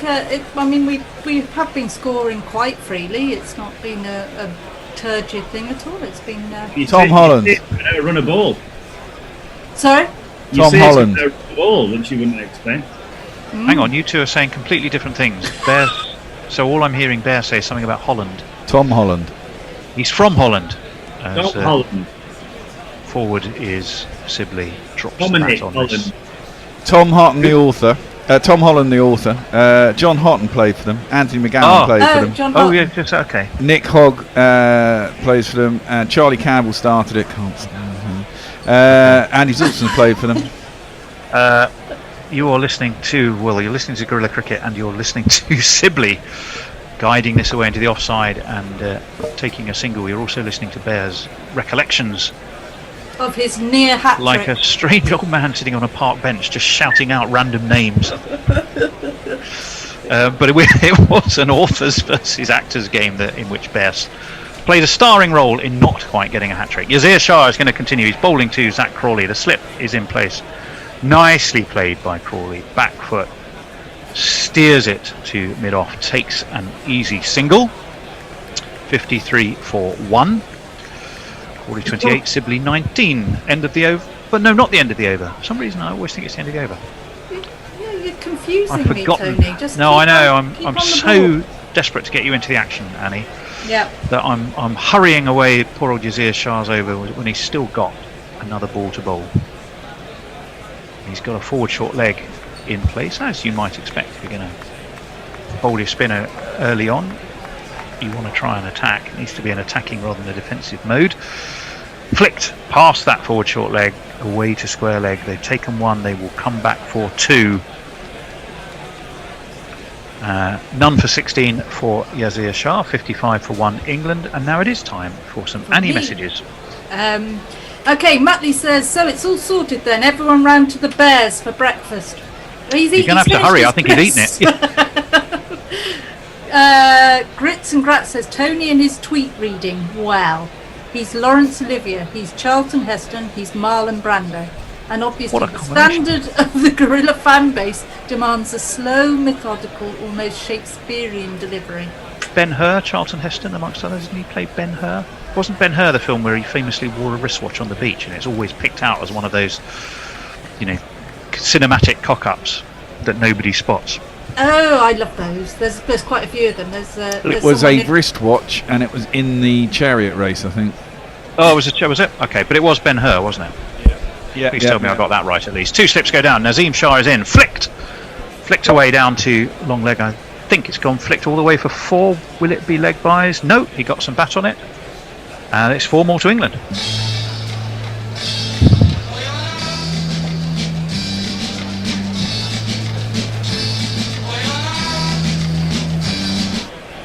fact, he picked that up quite sublimely. Yeah, Crawley. lovely Just shot. gorgeous shot. So he moves on to 32. He's carrying on good form from the previous test. He is a joy to watch, actually. What did he make? 53? Did he make 53 in that game? He certainly got 50, yeah. He did. So young Nazim Shah is in. 2 slips for him. Oh, and that one hurried Crawley again. He was looking to sort of drive this away, sort of punch it away through the offside, and it was just a little bit quicker on him, I think, than he was expecting, and it ended up dropping down to his feet, causing enough alarm that it may just end up sort of rolling back onto his stumps. He was quick enough to ensure that that didn't happen. Good piece of bowling, that, Johnny. Yeah, I mean, look, he's an impressive young man. I still don't think that they brought him just for a holiday. Just to look after him. Look after him, just to build sandcastles on the beach while everyone else goes about their daily business. This one wide of off stump, left alone by Crawley. No run. That's it. I'm coming for you now, Annie. After that comment earlier on, not everything. I'm coming. Just don't get at me, all right? No, come on, you two. Don't squabble. There's serious cricket to worry about here. We're watching Nazim Shah's action, actually. Let's have a look. Everything seems to be a little bit square on. And Jono, do you think, in his final delivery stride? They were wondering the way that he delivers the ball. Well, hold that thought for a second. He's in again. Driven exquisitely between cover and extra cover. I think it's going to be caught short of the boundary, though. Yes, it is. Nonetheless, it was textbook cover drive by Crawley. He will take 3 and move on to 35. Sorry, Jono. I think I was watching Michael Holding talking about him, and I think at point of delivery, because they're worried about his front foot going too far across the stump and then putting so much, because he bowls kind of over himself a little bit. There's a lot of stress going through his body, and they're worried about stress fractures and stuff like that. And he's strong for a young lad. I mean, he's got big shoulders, and he's obviously fit. He keeps his head up well as well, doesn't he, when he bowls? He does. 62 for 1, England. Nazim Shah is going to be in again. It's played by Sibley this time after that 3. Does anyone else think Dominic Sibley looks a bit like Marcus Brigstock? Yes, this is what I keep saying. He does. Do you? I didn't realise you said it before. I must have missed that. Have you said other things that we've completely missed? King Stupid. Who, me? Who's King Stupid? No, that's who he looks like, King Oh, Stupid. see. I'm not saying Tony's King I was going to say it's a bit harsh. She's after me as well now, John. We're none of us are safe. As this one is left alone again by Sibley, aka Marcus Brigstock, outside of his off stump. 62 for 1. We've completed 16 overs, and God help us, we're going to entrust Annie with another set of tweets. See what happens. I've had a bad week. Right. Emmett K says, was joking about you being cancelled. Love the show. Just felt the need as a one-time window-ker to stick my oar-in. Keep up the good work, Gorilla. I've got it now. It's the connection with getting the name on. Quite right. Fair enough. Ravi Nair says, now that Annie's declared herself a bit of crumpet for the bear, are there any other confessions we should expect from the Gorillas? Jono is the Bishop's choir boy, perhaps? Are you? Hello, that sounds distinctly dodgy. We've already had a slightly fanari morning with something Endo said, which I'm not going to repeat. Mog says, let the fucking not a hat-trick go, Bear. That one was pushed into the offside. First ball of the Yazir Shah's 4th over. No run. 62 for 1. Towel flapping behind him as Yazir Shah. And down the track comes Crawley on the drive, but straight to wide mid-off, and will only get a single. So Dom, Sibley, Brigstock, Marcus is going to be back on strike. He looks more like him, I think, Annie, since he lost weight, because his face has become that much thinner, and he's got a high forehead. But I have been saying this. Forehead look, I have been saying this ever since he was on the scene. I just say. I'm sorry that somehow that, of all the things you've said that I've always remembered, that one somehow slipped through the memory sieve. No. But there we go. Yazir Shah. He's going to, let's see, what's he got? He's got a slip. He's got a forward short leg. He's got a backward point. Because that one's punched straight to mid-on. He's got that smile on his face again. He seemed to enjoy that, doesn't he? He is a jolly chap. You see, I remember you saying that, and you are correct. He plays the game. He plays the game with a smile on his face. A bit like Joe Root used to. Well, it still does occasionally. Yeah, In comes his Ishar again, gives this one plenty of air, but it's flicked away through square leg. They will take one. I suspect that is all they will take. That is the case. The bear's disappeared from view again, perhaps to pop some more crumpets in the toaster. Yeah, it probably has. Can we just go back quickly to the film boobs or whatever they're called? Film boob. Film. Do it. Absolutely. Crack on. Well, Annie, if you would like us to come back to your film boobs, we will happily do it. We'd love to know when you filmed them, though. 64 for 1. Yes, we're waiting. In your own time. I was just saying. We'll hold that thought. We'll let you compose yourself as in comes Yazir Shah, flicked nicely off his legs by Crawley away to mid-wicket. They'll take another single. We're going to move on to 65. We've completed 17 overs, and Annie, the mic is yours. It's all mine now. Okay. You know, like you were saying about the wristwatch. Yes. Yeah. So I love those sort of film things. Errors. Bloopers, I think, is the word you were looking for. Thank you. You meant to say bloopers, but it came out as boobs. That's fine. Okay, so I love the one in Star Wars. I can't remember where the stormtrooper is walking along and hits his head and he falls over, or he hits his head badly. Does anyone else have any memories of these bloopers? One that always used to make me laugh, although it wasn't really, it was just a repeat blooper. It was a Dennis Norden programme, wasn't it? I'll tell you in a minute. In comes Nazim Shah, nicely just steered really past that slip and all the way down to third man where there isn't one, and it's going to be 4 runs. Bear's not even listening. Hello, Bear, are you with us?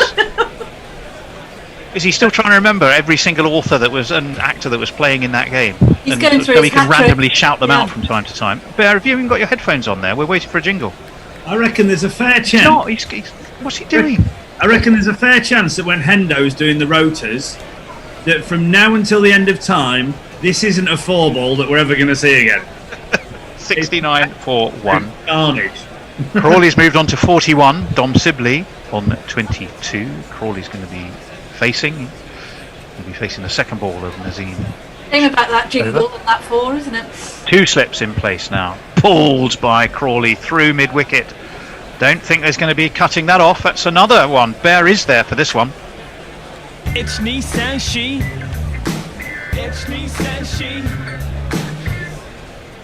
She. Yeah, Look, beautiful shot. I'm still waiting to know what this film. Oh, it's Peter Sellers in a lift, where the joke being that they're all in a crowded lift and somebody has to break wind. And the director has to give them all kinds of signals as for when this movement is supposed to have taken place, but they can't actually wait for the signal because it just makes them laugh every time before it actually happens. And they just keep repeating And it. that was on the Dennis Norden. Yeah, well, it's, All Right on the Night, I believe it was called. Oh, that's right. Years Yeah, ago. something like that. Yeah. In comes Nazim Shah again. Forward comes Crawley, back to the bowler. I mean, doesn't do justice to me telling it, but you have to watch it. And Peter Sellers giggling is just a joy to watch in its own right, and the fact that it keeps happening is kind of where you get the humour from. 10 and 76, 50 and 53, 0, 11 and 45 not out currently are the scores for Zach Crawley thus far in this strange but extremely entertaining summer that we've had. Last test probably notwithstanding, of course. He stands studying concentration, and in fact something has disturbed that concentration. Anybody who hasn't seen it, search YouTube for Dean Martin and the Pilot. Dean Martin and the Pilot. It's one of the best sketches you'll ever see. I forget the fella's name, but Dean Martin can't keep himself together. It's absolutely brilliant to watch. Okay. Dean Martin and the Pilot. Yeah. Okay, Nazim Shah and 2 slips go down, and Crawley again drops the bat on this. So there's the 2 slips. There's a gully. There is a backward point. There's a cover and an extra cover. So there's a decent ring of fielders on the offside for Crawley, for Nazim Shah. I don't really think he's found his rhythm yet, Jono, as Nazim Shah. He's not yet. especially dangerous. Bowling quite wide. Nothing too threatening so far. It looks quite a neat-paced pitch. Well, we're also due a change, much to the relief of the world, I suspect, at the end of this over. As forward Comes Crawley. Nazim Shah again. Youthful and exuberant as he is, happy to field off his own bowling. I'm off to repair my self-esteem during the break, Tony. I'm not sure about you, mate. Give your mum a ring. She's been supporting you all the way through. I think you look really good now, Jono. Talking of, if anybody knows any gardeners in Cheshire, she fell off the summer house roof yesterday because she was trying to brush the moss off it. She's I was about to 70. say, what was she doing on the summer house roof? Brushing moss off it. She's 70. God knows what. Well, she needs to look after herself, as this one is defended with a nice high classical elbow. 73 for 1 England, 45 Crawley, 22 Sibley. It's the end of the over, and I will leave you in the hands of an altogether more competent crew than your last 3. I'll just read some tweets. Martin White says, I never got a hat-trick, but got two a few times. Once for the hat-trick ball, the home umpire called no ball before my front foot even landed, and the wicketkeeper dropped the edge behind. Double denied. Ah, that is sad. Dave Wood says, Pete Denmark. Is that in reply to you, the bear? Is that something you don't know? Okay, sorry, thank you, Annie. We're about to start a new over, and I've been joined by currently muted Aninja and David, who are unmuting themselves as we speak. Good day, gentlemen. Yasir Shah starts a new over to Sibley, who drives pleasantly on the onside. Can't beat mid-on. Hello, everyone. Good day, not Fred. Yeah. Good day, Ninja. Good day. Good to see you all. Good to be back again. Well, I hope you two have been watching the play so far, because I haven't. So I'm not going to be able to tell you what went before, but hopefully I'll be able to describe what's going on currently. It's a full ball by Yasir Shah on leg stump. Looks like it's going down the leg side, but umpire disagrees and raises his finger. Well, Sibley took a few steps down the wicket, tried to flick it through the leg side. It hit him on the pad. My first thought was that it was a bit leggy, and he is going to review it. But, well, what did you think, gents? A Ninja? He was very far down, but the ball might have been going on, but he was very, very far down. It's a tough call, though. Don't think it was influenced by the conviction behind the appeal. I mean, it was a particularly orchestrated appeal. There was a touch of the Abdul Qadir about it. Yeah, it does look like it turned. Our first replay is actually from mid-off, so we haven't got a very good view. This is slightly better view from the replay. There's nothing on the bat. He is quite far down, so it all depends on Hawkeye. It's pitched on off stump. Impact is in line, and wicket is hitting. It's hitting middle stump about 3/4 of the way up, so Sibley has gone.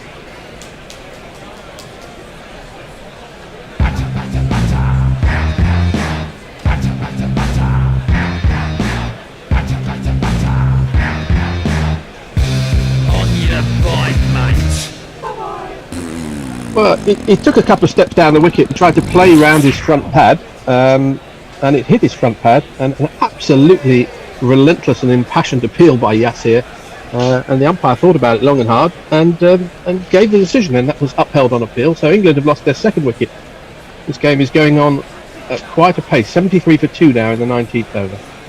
Well, Pakistan should be very happy that I'm back on commentary because Yasir Shah has taken his first wicket, and hopefully the first of many more. Well, yes, Pakistan fans would certainly say, perhaps not England fans, or at least in this test match anyway. David, talk us through some social media messages. Yes, indeed. The PJ Mead says, hello, Gorillas. Bit of a slow start today. He says that's for PJ Mead, not for the cricket. The Gale set off a car alarm at 3:30 in the morning. Couldn't get back to sleep until my wife left for work. Bad luck, PJ. Nestler's is repeating the exchange. Tom Holland, Tom Holland, Tom Holland. Is he from Holland? I think that was an exchange between Tony and the Bear. And it certainly got Jay Grover going. Didn't know which was more depressing, Bear's narcotic or the age-induced dementia. Leah Bitchfinder General says, I see Rory Cardinal Lapsus Detroiter Burns has failed again. Time to drop his eminence, methinks. Yeah, you'd have missed that, Fred, the early departure of Rory Burns. Because in India, you were on commentary at the time. Is it another? Do we hold Burns responsible for the dismissal? He was terrible. Oh, he was. Don't hold back. Well, we've got a new batsman who's come to the crease. I'm sure the Bear will jingle him up. It's the England captain. His voice is high-pitched and ginger hair like a picked, but massive runs he has hit, so there's that.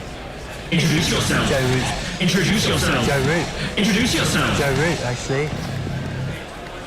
His first ball is a little bit shorter outside the off stump. He can just stand up straight in the crease and play it through the gap on the offside out to the sweeper for a single. So he's off the mark first ball. Yeah, looking at Sibley's wicket, he looks like he made up his mind to come down the wicket and hadn't quite decided on what shot to play, and he just ended up trying to play round his pad, which is not an easy thing to do, especially when you've got a big stride in. And it was hitting, so it was a correct decision by the umpire and upheld. England didn't even retain the review for a clipping. It was actually hitting full on middle stump, according to Hawkeye's guess, as Yasir Shah will be bowling to Crawley, right arm over the wicket to the right-handed batsman, full ball on leg stump, which is defended back to the bowler. Yeah, you're asking about Rory Burns. I honestly think whenever the next series is, I guess it's against Australia, England needs to find a new opener. I'm not convinced with this whole thing of England having found its opening pair. Yasir Shah bowls a very full ball, which is Crawley tries to drive, and it's almost gets it jammed under his bat. It doesn't go past the stumps, but it's fielded by mid-on. Yasir into completely over to Zach Crawley, who's set up like a train this morning. It's a little bit shorter. He goes back and tries to find a gap in the offside. Can't beat extra cover. The end of the 19th over. England 74 for 2. Sorry, Aninja. No, I was just saying that I think this whole series has been a disaster for Rory Burns so far. Of course, I mean, hopefully there's one more innings, but England need to seriously find an alternate opener, in my view. Or maybe we should ask the Twitterati out there, who would you like to see opening the batting with Dom Sibley? Do you think Rory Burns should remain? I mean, I suppose you're going to say Nick Gubbins, not Fred, are you? Because he scored a few runs recently. No, I'm not. Middlesex? Oh, you're not? No, I'm certainly not going to say Nick Gubbins. On the back of one score in 4 years. Right. As Naseem Shah will be bowling to England's captain. You have exacting standards, Fred. Well, I like to see the batsman score runs occasionally. It's an old-fashioned attitude. As Naseem Shah bowling to Joe Root. He's up to the wicket now, and he beats him outside the off stump. It was a ball which may have shaped away slightly. Root played the attempted backward defensive shot, and it beat the outside edge. Why are the England team wearing black armbands? Anyone know? Has it been mentioned? While we find out, I mean, I was just looking at possible other openers, and I know we were talking in the West Indies series about Hasib Hamid.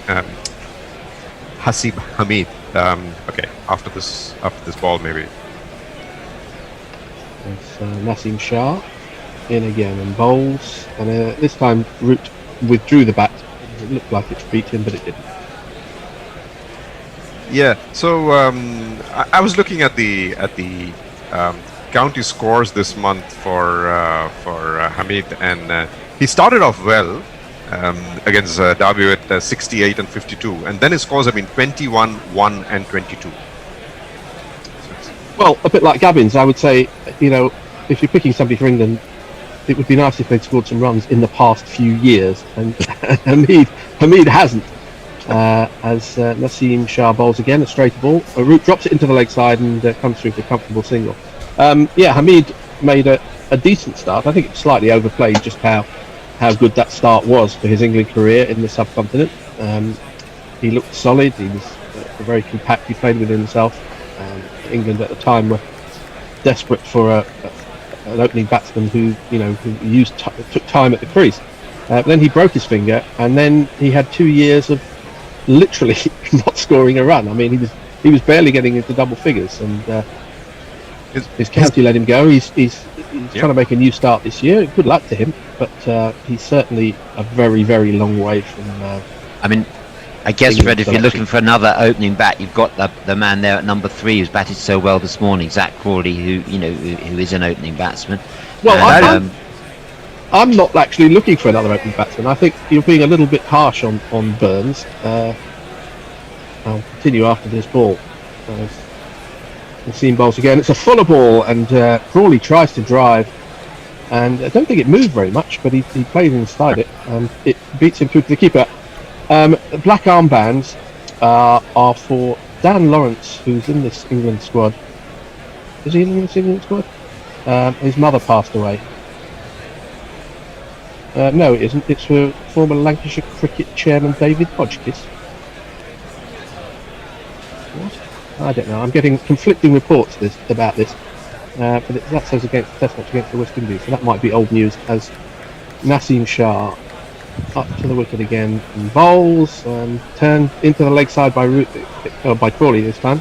Again, looks for a sharp single. The running has been pretty good from what I've seen. One ball left of the 20th over, 76 for 2. Yeah, Burns, he's not had a good series, I think that's fair to say, but he had a very good year prior to that. And bear in mind that none of the batsmen, none of the players at all have been in any sort of form, because they haven't been playing for 6 months, before these games got on, 7 months or however long the break was. Naseem bowls again, and Root defends. So yes, he obviously has underperformed this series, but I'm not sure we're at the stage of ditching him, certainly yet. Well, Messi Jez would agree with you, not Fred. He says from an Australian perspective, we're very happy with England's current opening pair. Dave Sarrar says, keep Burns. I think he's done enough previously to stay. Great temperament, but plays badly from certain lines. Definitely has difficulty from around the wicket, but who doesn't? I will be in the sea, and the communists tweets us with, I'm not convinced by Burns either, but I'm more convinced by him than other options. Ravi Nares wants a different commentary team. He thinks we're taking too many wickets. Yasir starts a new over, and Crawley goes back, and then looks like he was thinking about pulling that, and then decided to just defend it into the offside.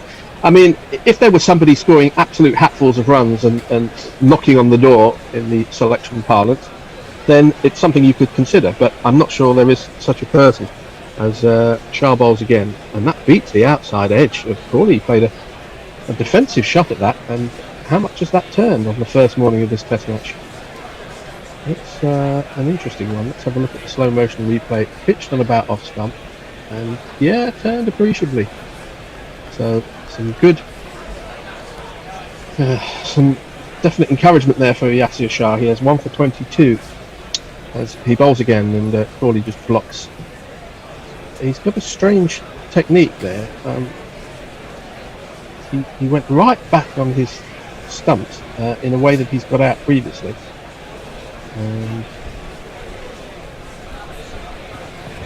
What are we looking at? Yasir Shah bowls to Crawley again, and this again pitches just outside off stump and turns away. Slow turn, but turn nonetheless. Sometimes wickets do turn on the first day and then sort of deaden for the next couple of days.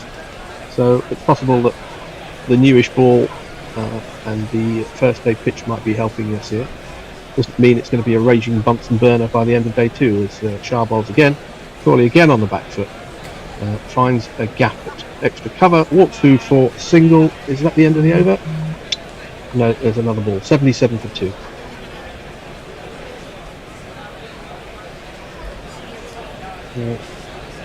Yasir certainly an irrepressible cricketer. Usually plays with well, let's say you can tell from his face exactly what he's feeling, because he's not somebody who tends to hide his emotions particularly. He's usually got a broad smile as he bowls to Root, who again also goes back and plays the square of the wicket out to deep point for a single. The end of the 21st over. England 78 for 2. David, some tweets. Yes, John Thompson says, I miss the simple days when the way to sort out the England opener conundrum was simply to drop Cook. Aha! Dave, so I've done that one, sorry. Martin Holmes is commenting on the film boobs that Tony and Jono and Annie were talking about earlier. And I think Nestle shed some light on the one in Ben Hur. where there's a sports car parked in view in the chariot race in Ben Hur. And Jay Grover wants a refund for a decade of listening to Guerrilla Cricket. I'm not sure how much you paid, Jay. And Jonathan Northall has a very good plug for Vox Cricket, which is now out with great cricket content from latest issue is now out. You're over from Nassim Shah, full ball, and Root drives a little bit sketchily, finds a gap in the offside, comes back for two. An injury. Both these batsmen look to be playing very much on the back foot to Yasir Shah. I know he's not bowling at this very moment, but is that a good idea? I think it's the right thing to do because he is bowling well. I mean, you can make out from a leg spinner what kind of a day he's going to have from how he starts right away. I'll continue after this. Shah in again to Root, and this is shorter ball, which Root looks as though he wants to help round the corner, and then may have changed his mind halfway through. In the end, goes through with a half-hearted sort of shot, and the ball drops pretty close to him towards square leg.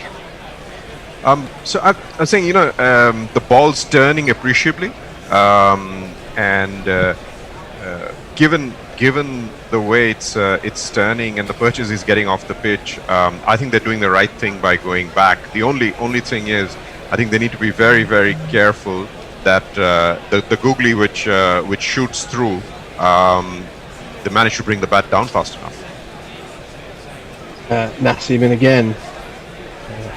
Root again trying to work this through the offside. It doesn't succeed, finds the cover point fielder.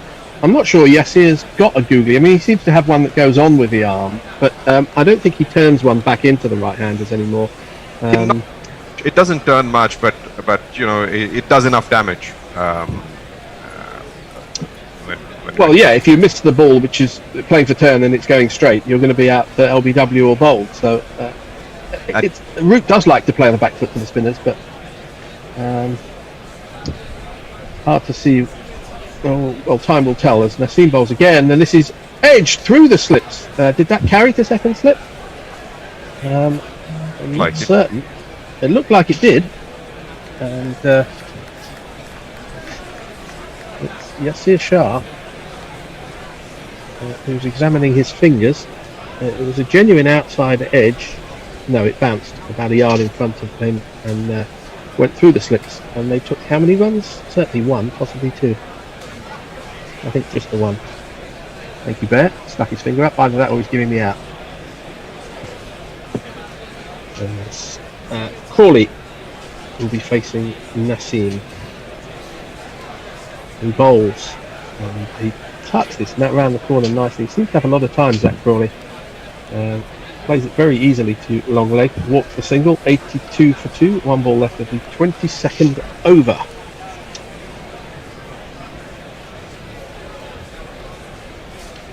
Yes, we can confirm that Dan Lawrence's mother passed away, which is why the England team are wearing black armbands. So that's been cleared up. It's still strange to see a test match ground in England completely empty when they pull back and you see nobody in the stands. We think, gosh, why is that going on? Or are they playing at Durham? The same thing happens even when they allow fans in. As Nassim Shah bowls a shorter ball, Root defends off the back foot, the end of the over, 82 for 2 off 22. David. Yeah, Gwen Newman says Phil Salt is not making a compelling case. That's true, he has been short in county cricket in terms of championship. Jordan Cox is too young. I'm the only person on earth still calling for Sam Robson to be recalled. But can I interest you? Can I interest you in Sibley Crawley? Well, I'm interested in that. But of course, I will be in the sea. Says who is in at number 3? Then, if you put Crawley into open, you've then got a problem at number 3. So, the jury's out on Rory Burns. The second innings is going to be important for him. First ball of a new over from Yasir Shah is driven by Crawley to extra cover, no run. I'd like to see a wide shot so we can have a better idea of this field. Yeah, Yasir Shah's career has been quite interesting. I mean, we can talk about this after the ball. He bowls a flighted ball just outside the off stump, square driven by Crawley, not entirely in control of it, but it went along the ground. He takes a single. Sure, and India. Yeah, I was just I wrote an article on Yasir Shah about about a year and a half ago, making a comparison with Clary Grimmett, because the careers were very similar in terms of how fast they went to their 200 wickets, etc. At that point in time, which was I think December 2018, so about a year and a half ago, he was taking 50 Test wickets a year. That depends on the number of tests, of course, as Yasir bowls. And that hits him on the pad again. That's the one that went straight on.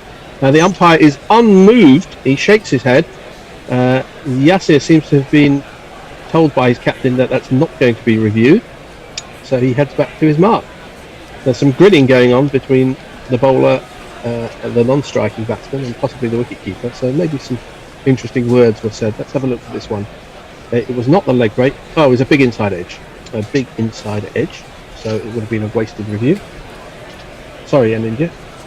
We'll carry on after this ball. Full ball, which is defended. Sorry. You're right, of course. I mean, he can't take wickets if they don't play tests, of course. But even then, his pace of taking wickets since he went past 200 has slowed down considerably. Right back in this crease goes Root to play this. I mean, he was very close to his stumps actually as he defended this to point. He does get very far back, this Root. Both feet well inside the crease from the looks of it, as Yasir in again to complete the over, which looks like a full toss, but it just dips and turns into a half volley basically, and Root drives it out to deep cover, takes the single, the end of the 23rd over, 84 for 2. Sorry, I'm India. Yeah, he took his 200th wicket when he went past Grimmett as the fastest to go to 200 in his 33rd Test match. He's now, I think, in his 42nd. So he's had 8 41st, 42nd. So he's had 8 Test matches in which he's only added about another 22 wickets, 23 now. Of course, he's the most successful when he plays in the UAE. There's no doubt about that. But even then, it has slowed down. But he's bowling. Actually, he's really bowling well in this series, which is very encouraging. We've got a change of bowling, and the Bear will jingle up the new bowler. It's always time for Shaheen Afridi.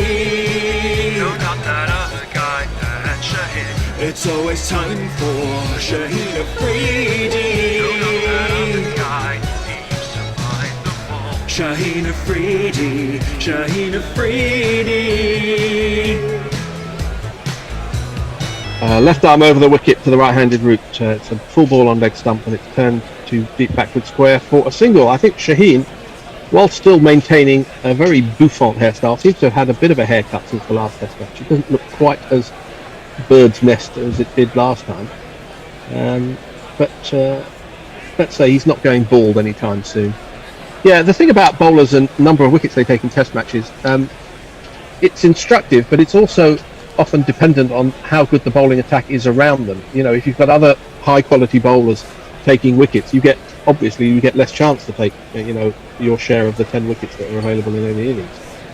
I couldn't off the top of my head tell you who was playing alongside Clary Grimmett in a lot of his Test matches, as Shaheen into Crawley, who's on 49. This is well wide of the off stump, and Rizwan takes. But the Pakistan attack has ebbed and flowed in the last decade or so, and it may be a fact that they've got some good young bowlers coming through who are picking up wickets at the top of the order and giving Yasir less chance to take those wickets. No, I think he went to that's partly true, but he went to Australia, had a horrible time there. So it's a matter of that he's not been bowling that well in patches either. Shaheen bowls well outside the off stump again, and Crawley leaves. Yeah, he's not the first bowler with a great reputation to go to Australia and struggle mightily. There've been bowlers from all over the world who've had that problem, particularly since they use their own brand of ball, which is which has caused England seamers certainly difficulties over the years. Well, it's not caused Warney too many problems, I have to say. No, well, Warne was, for all his faults, was an absolute freak of a bowler, the like of which we've never seen before and might never see again. As Shaheen bowls to Crawley, this is closer to off stump and again left by the man on 49.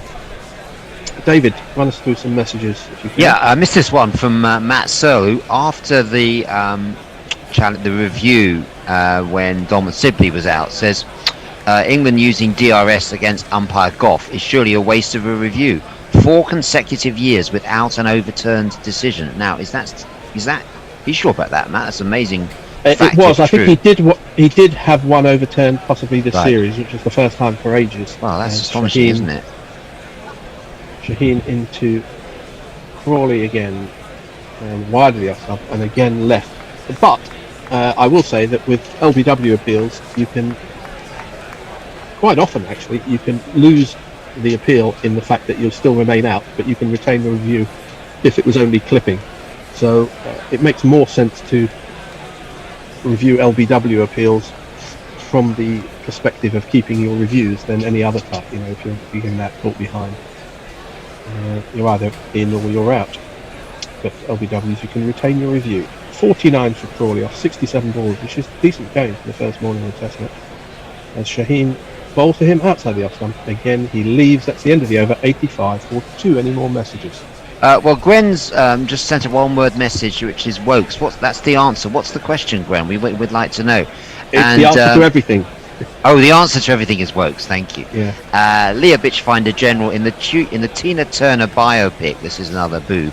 She kicks Ike in the nuts with heels, then runs away in sneakers. Oh, look out for that one. My lunchtime guest has been in touch. Colin Babb, author of a wonderful book on cricket just come out called 1973 and Me. And Colin's going to be on at lunchtime talking about that. So it's very entertaining about British-born Caribbean schoolboy growing up during that Test series, 1973 and Me. Plenty of stuff about the year 1973. What were you doing in 1973, not Fred? As little as possible. As Yasir, with 10 minutes to go to the lunch interval, 85 for 2. Maybe the statos can see when was the last time England got this many in the first morning of the Test match in England. It seems like a decent pre-lunch score as Yasir bowls to Root well forward in defence. No run. I was looking at Clary Grimmett. You were asking about Clary Grimmett and who he was bowling with. So I don't yet have who he was bowling with, but there's some incredible wickets that he took. And we can talk about this after this ball. Shine again, and Root goes back, and essays are cut and couldn't have been very far away from edging that. And Yasir very helpfully to those viewers who are deaf shows a very good hand movement to see how close he thought the ball was to the bat. To bring everybody into the picture. He's in again to Root. This time he's forward, and a mistimed drive square of the offside. No run.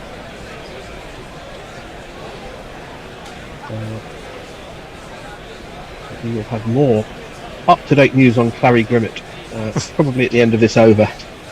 If you're listening, Clary, please do get in touch, as Yasir bowls on the leg side, and that's turned towards short leg on the bounce by Root. He was interested for a split second there, but no chance of a catch. 2 balls left of the over. We have a slip and a short leg are the catching close fielders, as Yasir bowls again. This is an inside edge into the ground by Root. He played for the turn, it didn't turn, and he's causing some issues to the England batsman, it's fair to say. 1 for 26 with 1 ball left of his 8th over, as you see a shot this morning. 85 for 2 England. If you're just joining us, I don't know what happened, I only seen the last 20 minutes. And this is an attempted cut again, and the look of anguish on Yasir Shah's face as Joe Root missed that by not very much. That's the end of the over. 85 for 2 and India. Yeah, I was looking at, we were talking about Grimmett and Yasir Shah because Yasir Shah was the first to get to 200 wickets before Grimmett. And I was looking at Grimmett's records, and between 1925 and 1930 playing against England, He had 8 5-wicket hauls, and of the 8 times that he took 5 wickets, he took Jack Hobbs 5 times, Wally Hammond 4 times, Sutcliffe 4 times, Douglas Jardine a couple of times. So he took some very, very good wickets.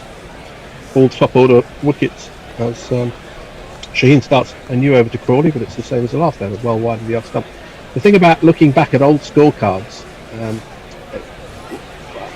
I do this, I think perhaps other people might as well, is you have a look at the names there and you think, oh, he was good, oh, he was good, oh, he was good. You know, what a good team that is. But what we don't take into account is that, you know, one bloke was at the very start of his career, you know, he was not all that good yet. Other people were maybe, you know, at the very tail end of their career. We just see the names and we know how many, you know, wickets they've taken or runs they've scored. And they look slightly more impressive than perhaps they were at the time. As Shaheen bowls to Crawley, who I think he's bothered about not getting to 50. He's not showing it. He drives this one to cover where it's fielded, no run. Well, I can also make a plug here for Jonathan Naughton and Vox Cricket. In the first issue, I had a cover story on Clary Grimmett. So anyone cares to know more about Clary Grimmett, go to Vox Cricket and look at the first issue. Is everybody being paid to plug this except me? You got to make do with what, right? I'm sure it's an excellent read as Crawley faces up to Shaheen, well wide of the off stump. Rizwan takes. David, some messages? No. In short, no. Well, wherever you are in the world, we're glad that you've joined us. I believe the GPL will be closing in 5 minutes' time. Oh yes, if you want to, GPL. If you want to guess how many runs will be scored in the day, it costs you £1 to enter, £1 for each guess. If you get it spot on, you will win the jackpot. You will win all that's in the pot, but you have to get it spot on. And the amount in the jackpot will be relayed to me shortly as Shaheen bowls yet again well wide of off stump and Crawley yet again leads. Hello, not Fred. Gwen has been back in touch, Gwen Newman, and says for a few left field options for opener, your pick of Bairstow, Billings, Milan and Lawrence. Out of those 4, my pick would be Burns. £57 in the pot, available to be won. If nobody wins it, it'll get rolled over till tomorrow. It's so exciting. And every entry obviously raises the jackpot as Shaheen bowls to Crawley again. This time he does try and drive this ball outside the off stump. He's fed up leaving them, and he does actually a drive, misses it. It doesn't stop Rizwan throwing the ball in the air as if he's taken an outside edge, but he didn't.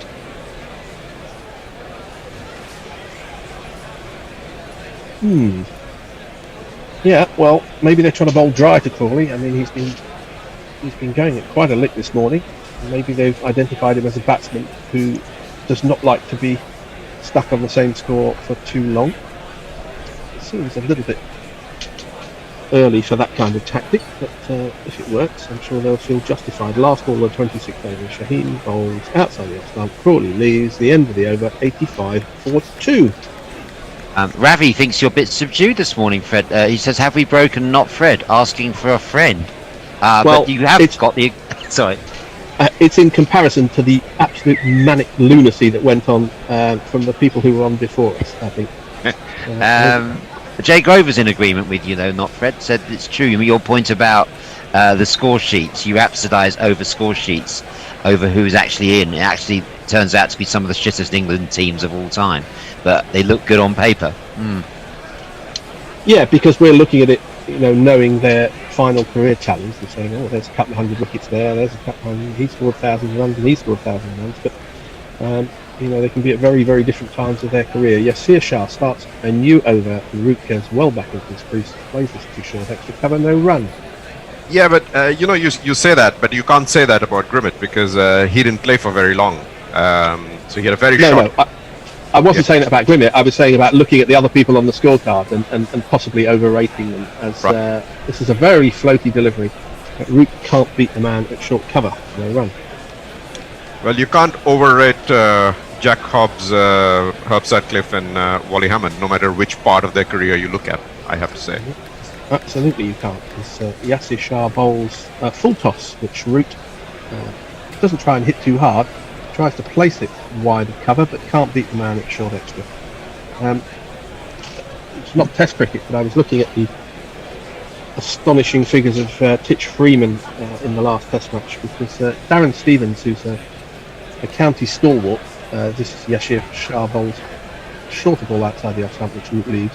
I'm just going to find my tweet because it's quite astonishing in terms of numbers of wickets attained. Obviously, they played so much more first-class cricket in years gone by, as Yassir Shah bowls a full ball, which Root defends.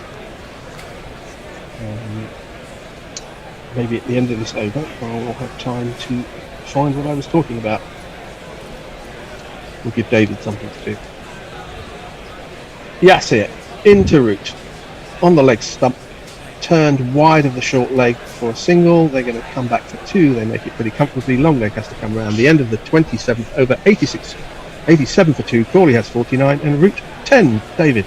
Yes, well, not Fred is looking for that. Can I just encourage everyone, stay tuned at lunchtime. Very interesting chat. We've got a chat with Colin Babb, who's the author of a fabulous new cricket book called 1973 and Me.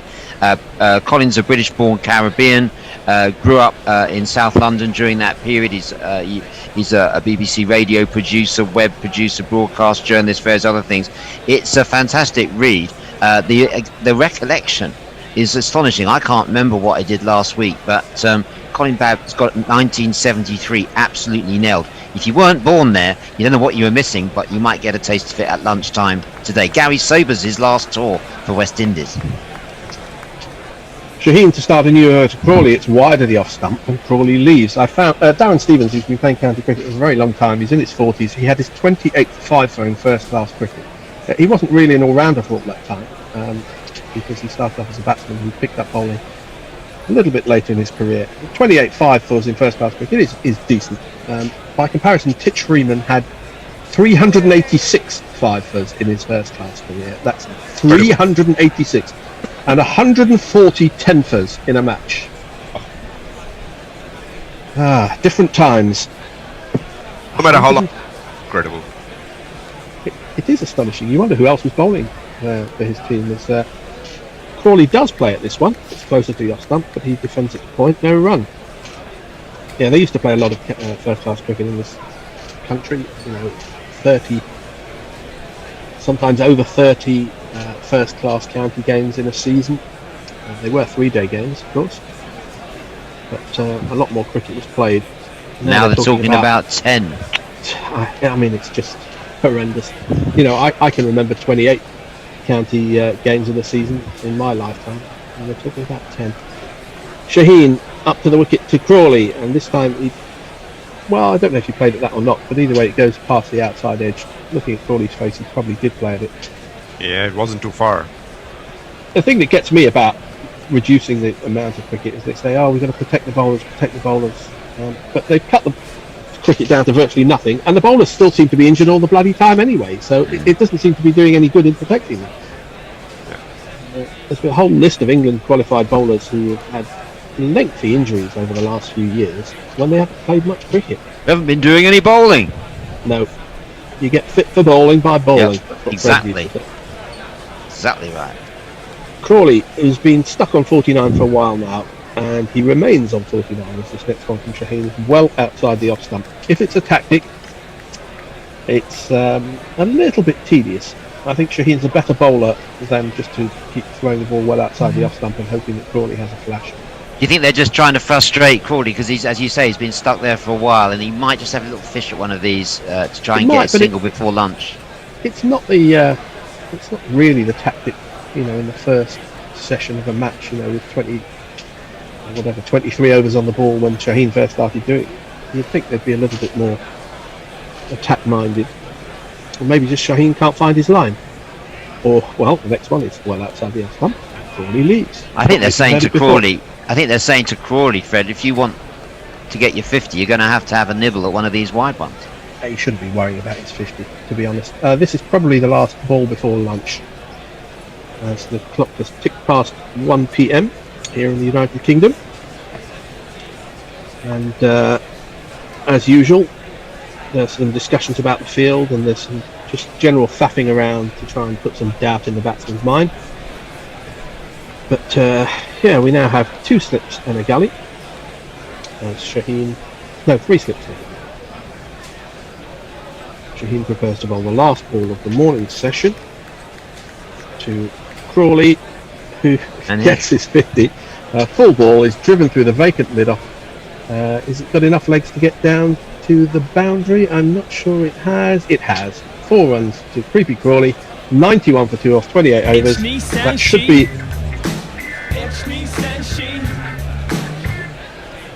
his 4th Test 50 in 8 matches. That is the lunch interval in that session. I'll just briefly take you through the scorecard. England chose to bat after winning the toss. Rory Burns was caught. Shan Masood bowled Shaheen Afridi for 6. Dominic Sibley, LBW to Yasir Shah 22. Crawley 53 not out. Root 10 not out. The wicket takers, Afridi 1 for 24 off 8. Yasir 1 for 28 off 9. And Mohammad Abbas 6 overs, none for 17. Naseem Shah 5 overs, none for 22. Should we just have a brief summary of the pre-lunch session from a ninja, and then a couple of tweets from David, and we'll move into our lunchtime interview. Well, it's been a delight watching Zach Crawley bat. I have to say that last shot, which brought up his 50, was absolute delight to watch.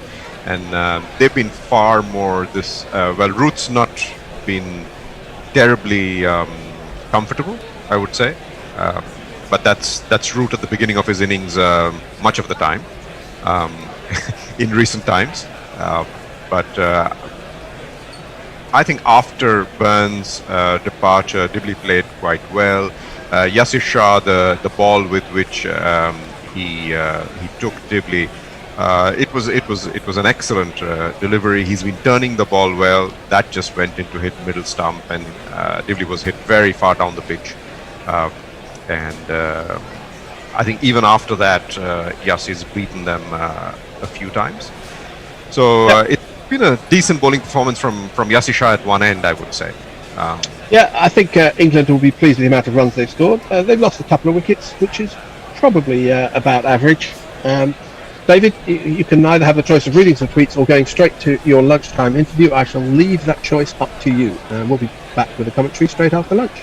Yeah, thanks very much, Knock Fred, and thank you, Ninja. Yeah, great knock from Zach Crawley. Well, I think I'll go straight to our lunchtime guest. I'm very happy to say we've got the author of a great new book on cricket, 1973 and Me, Colin Babb, who has joined us. All you have to do, Colin, is to unmute yourself, and even you can put your camera on if you like, and we can see you. But if I can just, in the build-up to that, say that it's if you wanted to buy one book on West Indies cricket, this wouldn't be a bad place to start, because what Colin's done in this book is actually summarise the whole history of West Indies cricket, the origins in the Caribbean, all the tours to England that West Indies have been on since 1900, manages to cram all that into a couple of chapters before we get on to the meat and potatoes, which is the actual tour, the 1973 tour.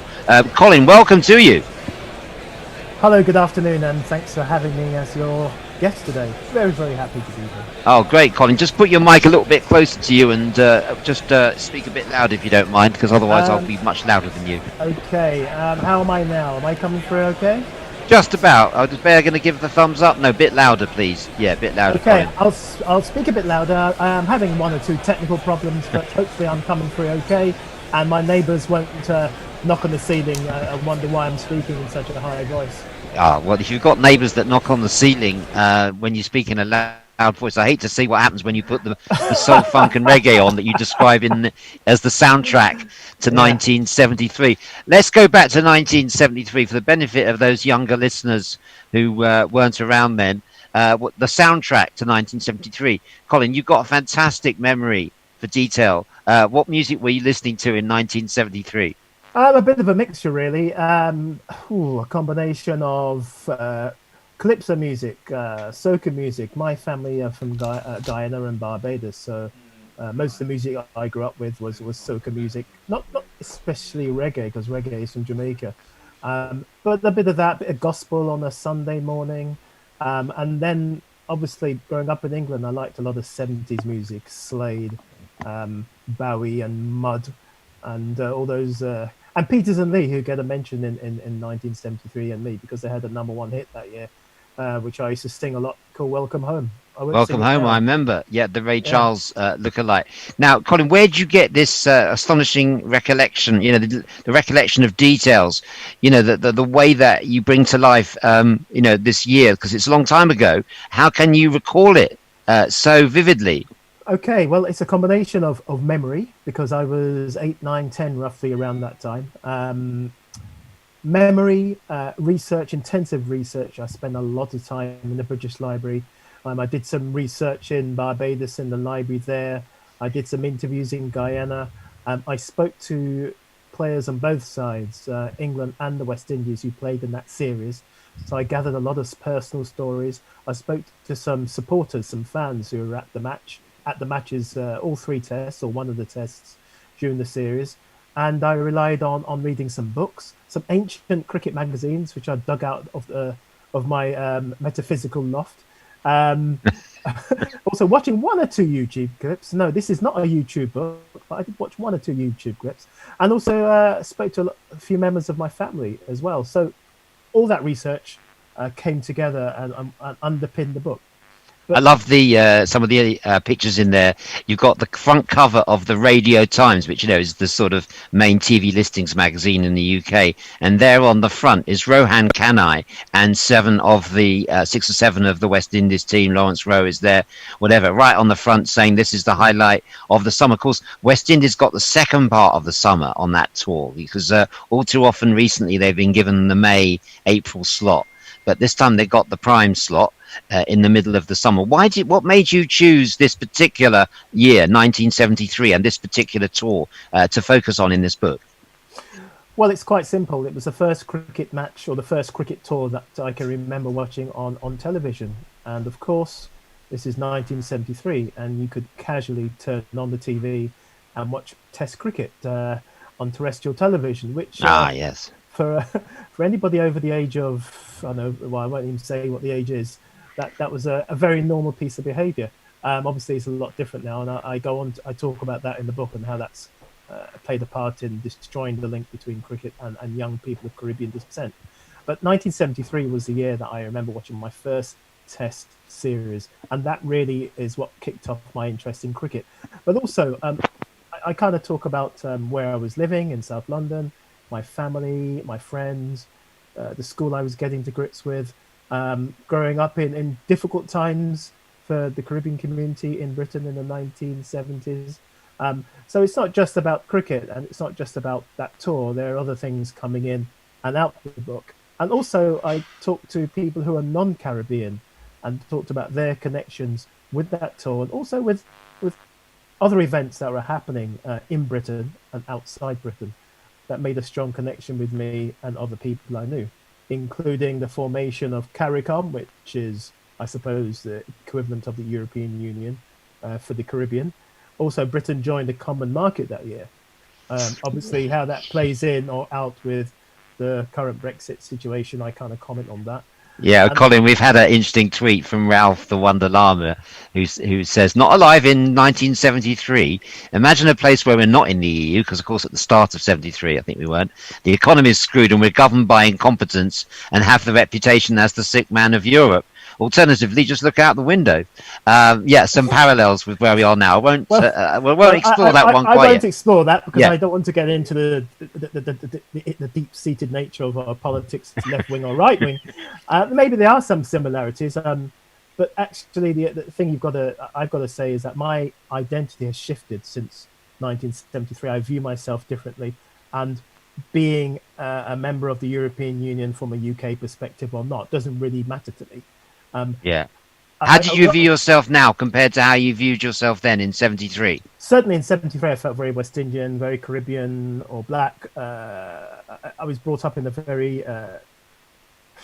normal 1970s working class immigrant household. You know, no frills, very basic, but of an enjoyable household and an enjoyable time to grow up in the 70s, because A lot of people bash the 70s, but in my opinion, there were good times and bad times. It wasn't all good and it wasn't all bad. And I try and write about that in the book, i.e., for example, the Eurovision Song Contest, which every year gripped our household,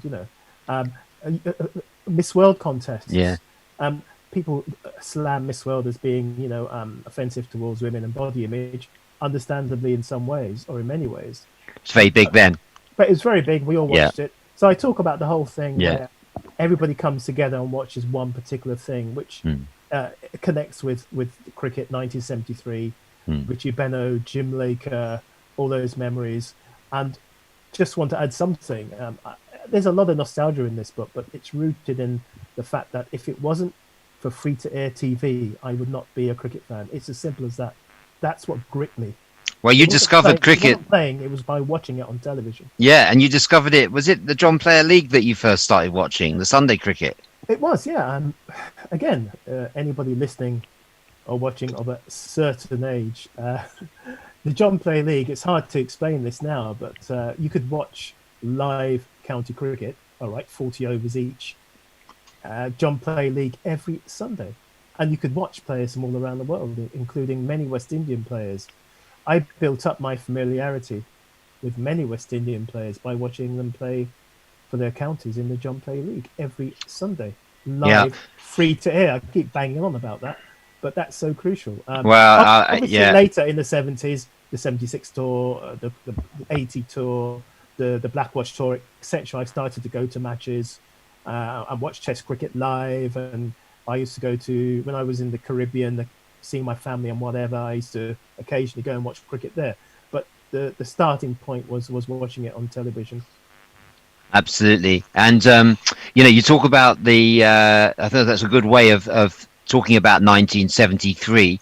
A lot of West Indians playing county cricket at that time. You say that, you watched a lot of county cricket and you'd have enjoyed Clive Lloyd playing for Lancashire and Gordon Greenidge at Hampshire. But I think you said there were, how many, you talk about this in the book, how many West Indians were playing county cricket at that time? It's a huge number. Well, a huge number. I haven't got the book to hand, so I don't remember the stats. All right, I'm going to try and find it. It was, and you list them all as well. I do, yeah. Well, not all of them were actively playing for their counties, but they're on the county books. So some of them might have been playing for the second 11. Or here we go. Have a listen to this. Right, we've got the figure: 21 West Indians playing for English cricket counties in 1973.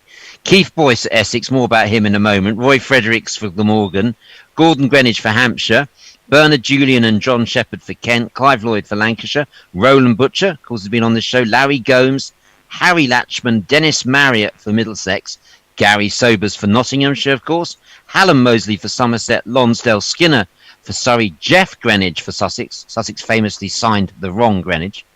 They weren't intending to sign Jeff, but he did a good job for them. Well, he and of course, a very decent score in the 73 Cup final. He did. And of course, Warwickshire had no less than 4: Alvin Kallicharran, Rohan Kanai, Derek Murray. Oh, that's 3. Alvin Kallicharran, Rohan Kanai, Derek Murray. They had 3. I can't count. Always thought they had 4. And then Worcestershire had Ron Headley and Van Burn Holder and Ivan Johnson, who I hadn't heard of. So, yeah, a lot playing county cricket, even more in the league. So, I suppose the interesting thing about the 73 tour, following the fact that West Indies had not won a test for a little while, they were slightly in the doldrums after the peak of 1966.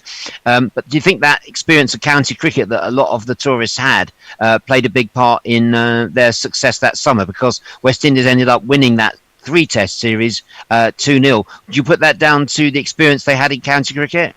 Yeah, just to say that Ivan Johnson was from the Bahamas and ended up becoming a journalist. But interestingly, some of the players that you mentioned did not play Test cricket for the West Indies. They did play for their islands or their territories. Like Lonsdale Skinner played for Guyana, but he didn't play for the West Indies. But many of them played for their nations.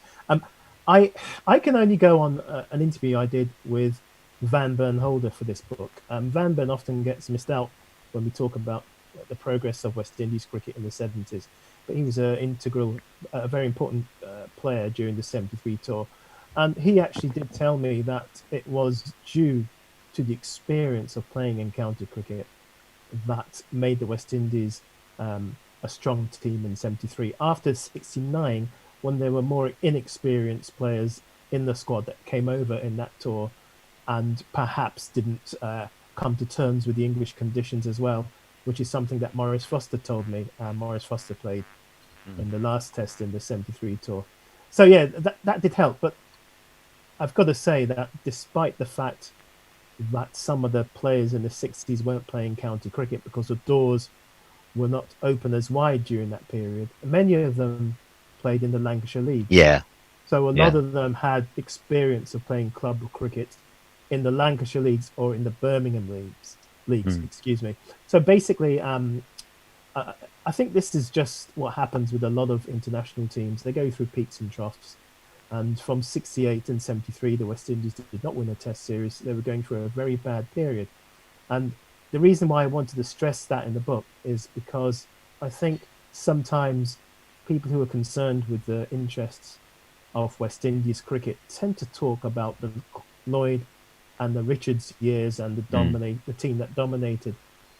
But, you know, the history of West Indies cricket and its connection with the Caribbean community in Britain is a long, rich and deep history. You've got to talk about 1950. We're celebrating a significant anniversary of that this year, the 70th year of the first West Indies test win in England at Lord's. We've got to talk about 1963, when the West Indies won 3-1 in England, with many heroic performances, including Basil Butcher's performance at Lord's. You've got to talk about 66, where Gary Sobers led the team and had a fantastic tour. We've got to talk about the 60s. We've got to talk about that period. It's not just about Fire in Babylon. And I think that we've missed out by not looking at that period in greater detail. And I talk about that history in the book. It's great. You've got a whole chapter which sums up. It's very important. I'm quite passionate about it, as you can tell. Yeah, you run through every single sort of West Indies tour since 1900, I think the first one, and picking out the sort of key moments. So the start of the book is great because you get sort of potted history of all the significant moments in West Indies cricket history, even do the origins of cricket in the Caribbean as well, which makes it really interesting. You're Guyana ancestry yourself, from a Guyana background. Yeah, my mother is Guyanese. Yeah. Let me stress that, Guyanese, and my father is Bajan, which I think some of you might pick that up as being from Barbados. And you pick up the fact that, you know, what's a country in the middle of South America doing, supplying cricketers to the West Indies team? Well, that's something I've had to answer for many, many years. The fact that Guyana is in South America and northern South America, surrounded by Brazil and Suriname, for example, and Venezuela. But of course, Guyana has a very strong cultural, political, and historical connection with the English-speaking islands. So therefore, it essentially is a member of CARICOM. It's almost like a Caribbean state in northern South America, which is why cricket has a strong history because of the British colonial history there. Well, that's the edited version. But I do get that question asked a lot. Why is it a country in South America provides cricket for? So yeah, I mean, you know, I that's something that I talk about a lot. But yeah, the Guyanese influence was very strong with me because most of my family here in the UK were Guyanese, so I felt more surrounded by that culture and that history. Certainly Guyana. Yeah, certainly Guyana, you had a lot to smile about in 1973 because the four out of the top five in the test team, I think, were from Guyana. Clive Lloyd, Alvin Kallicharran, Roy Fredericks and Rohan Kanai. And let us not forget Lance Gibbs. Oh, yes, and Lance Gibbs as the off-spinner, yeah. And, it was a very, very strong team. From a Guyanese perspective, it was quite disappointing on this tour that there were no Guyanese players in any of the tests, but you know that's just, in the tour we've just passed. Yeah, we'll talk about that. Yeah. That's just from a Guyanese perspective.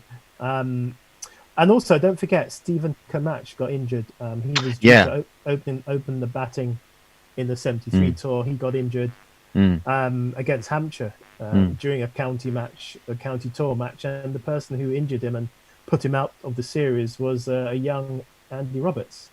Yeah, Andy Roberts playing for Hampshire before his West Indies career. That's Of course, the other interesting thing about that, you mentioned in the book, Colin, is that when Steve Camacho, who was penciled in as the opening batsman, one of the openers on that tour, when he got injured, they went not for Gordon Greenwich, who started at Hampshire at that point, but the West Indies went for Ron Headley, son of George, who, because of course his experience, few years playing county cricket for Worcestershire. Yeah, Worcestershire and later Derbyshire. I mean, I spoke to Ron. Again, he's somebody who doesn't really get enough coverage as to his input into cricket and West Indian cricket and his career for Worcestershire. But yes, Ron Headley was in the frame. Gordon Greenwich was in the frame, and I understand from my research, Jeff Greenwich was possibly in the frame. So there were 3 players in the frame, but they went for Ron. He was easier to select, well, as easy as Gordon Greenwich, because he was actually playing on the English county circuit and was very experienced. And I know he has told me that he perhaps should have played for the West Indies many years before, but that's a conversation. Interestingly, Ron Headley and Gordon Greenwich had something in common, and that is they both eventually were qualified to play for England, because they'd lived here for many years since they were teenagers, but for various reasons, as you might find out in the book, they actually opted eventually to play for the West Indies. There's a bit of a story behind that. But Ron didn't have such a great test series. He played in the first test and the second test, but he definitely played test cricket. And obviously his son Dean played cricket for England, and his father George played cricket for the West Indies. So I think, unless there's someone out there who can correct me, that's the only father, son, and grandparent who have played Test cricket, possibly. I may be wrong. We'll throw that one out there. I'm sure someone will. I'm sure someone will tell us. Yeah. So that team of the 73 tourists from West Indies, captained not by Gary Sobers, but captained by Rohan Kanai. Gary Sobers had lost the captaincy or surrendered the captaincy before that. Indeed, Gary Sobers wasn't in the original touring party. Tell us about that. I think he got injured, recovering from injury, and was going to play a season for Notts. What were the circumstances where he was called up? Because I'm hard to imagine a situation where you would leave Gary Sobers out of a team. Well, that's it is very interesting. But what happened, according to my research and according to some of the players I spoke to, and I have to say that there were many things that some of the ex-players said to me that I did not put in the book, or else I would have perhaps been in the High Court by now. But there were some of the things that were said. As far as I'm aware, Gary, as if I know him, Gary was not available for the tour matches, but played in all 3 tests due to his injury. But of course, he bowed out in the 3rd test with a magnificent century, and Dickie Bird said to me that was one of the best innings he'd ever seen. But the important thing about Rohan Kanai's appointment as captain was that he was the first West Indian of Indian descent to get the captaincy for a full series. He was the first West Indian of Indian descent to captain the West Indies in England. I think that's very important. It was important to me as a Guyanese person to see that. But I think what I want to say also about this tour is that it was a team that represented the different cultures and ethnicities of the West Indies. You had players of African descent, players of Indian descent, Steve Camacho of Portuguese descent, and some players of mixed descent. So it was an interesting team which kind of represented the diversity of the West Indies in terms of their ethnic makeup, and it's something that some observers of West Indies cricket are not aware of, how cosmopolitan and how diverse the West Indies is in terms of its racial background, cultural background. And I've had people when I was at university, a lad who was of Indian descent said to me, "Oh, Rohan Kanai played for the West Indies, I've discovered. When did he immigrate to the West Indies?" Yeah. Well, he was born in Guyana, his parents are born in Guyana, maybe his grandparents came over as indentured labourers. Yeah. But this whole thing about the West Indies and the ethnic makeup of the team obviously causes a lot of distress on either side of the ethnic barrier. But it does give people outside the Caribbean an indication of how cosmopolitan the region is. And I think that team in 73 provided that in the lineup and the players, and that's one of the reasons why I love that team in many ways. So yeah, the book isn't just about cricket. Am I allowed to be blatant and say, for anybody who wants more details, they can contact colinbabauthor.com? Well, you've just done that. No, I don't see any problem with that. Well, it's not the I'm BBC. sure You're that not going to throw me out, are you? no, we're good pluggers on this show. We're good Oh, by the pluggers. way, David, can I just say I don't work for the BBC anymore? I did. I haven't worked for the BBC on a full-time basis. Thank God for that. We've got a Since- BBC ban at the moment. We ban all BBC Since reporters and 2011. commentators ever since our team started doing TMS. Now, so who were we up against? Who were the West Indies up against in '73? What sort of England team was it? I mean, obviously Tony Gregg was in it, and how strong do you think the England team were in '73? Well, they beat New Zealand a month or two beforehand because they shared the series, as you said, with the West Indies. It was difficult to say that England were the weaker team. England were probably slightly the stronger team and perhaps slight favourites because they're playing at home. But Derek Murray said to me, and I keep name dropping, but I did speak to a lot of people for this book. Derek Murray did actually say to me that he felt that the team was coming to a point, coming to a boil, and this is the time for them to prove that a lot of the previous frustrations were going to be dusted off, and they were going to give England a pretty good game. Yeah, so what went wrong? Because the first test at the Oval, which was unusual for the first test to be at the Oval, would have been this year if it had gone on. Because England suffered a pretty heavy defeat in that first test. What went wrong for England? What went wrong for England? Well, you'll have to ask Ray Ellingworth that question. Do you have his email? It was his last. This was his last huzzah as a captain. He got replaced after this series. Yeah, that set the trend. But the second test actually was much more even. It was quite a dull affair at Edgbaston. Apart from second test was a draw. A draw at Edgbaston with the notorious incident where Geoffrey Boycott perhaps may have edged one to the keeper off Keith Boyce, and there was a controversy with the umpire. May have edged one. He smashed it. Well, I didn't have the opportunity to speak to Mr. Boycott about that, but I did speak to Dennis Amos, and he wasn't certain. Although Derek Murray was certain. Whatever happened, he was not given out, and it caused a controversy, as you may know, or as you will find out in the book. The last test, of course, was quite emphatic with a emphatic victory for West Indies. And Bernard Julian scored a century. I just have to mention that because he was actually playing for Kent, or just about to sign a contract for Kent around that time. But can I just say, it wasn't just for me about the West Indies. There were many English players that I admired and I watched. Not so much the superstar Test players, but I used to love Clive Radley, who played for Middlesex in the 70s. Because I wasn't a big 4 or 6 hitter when I played cricket. I loved nicking singles, and I used to love the fact he sped up and down the wicket, nicking singles everywhere. I loved watching Clive Radley. He seemed to be so fast. Well, you said that he mastered the art of running too by doing a turn and run at the same time. It takes me forever to turn around and face the other way. I thought it was fantastic. The other guy I admired was Alan Elam, who played for Kent, and he had that amazing throw, amazing bullet arm. I was fascinated.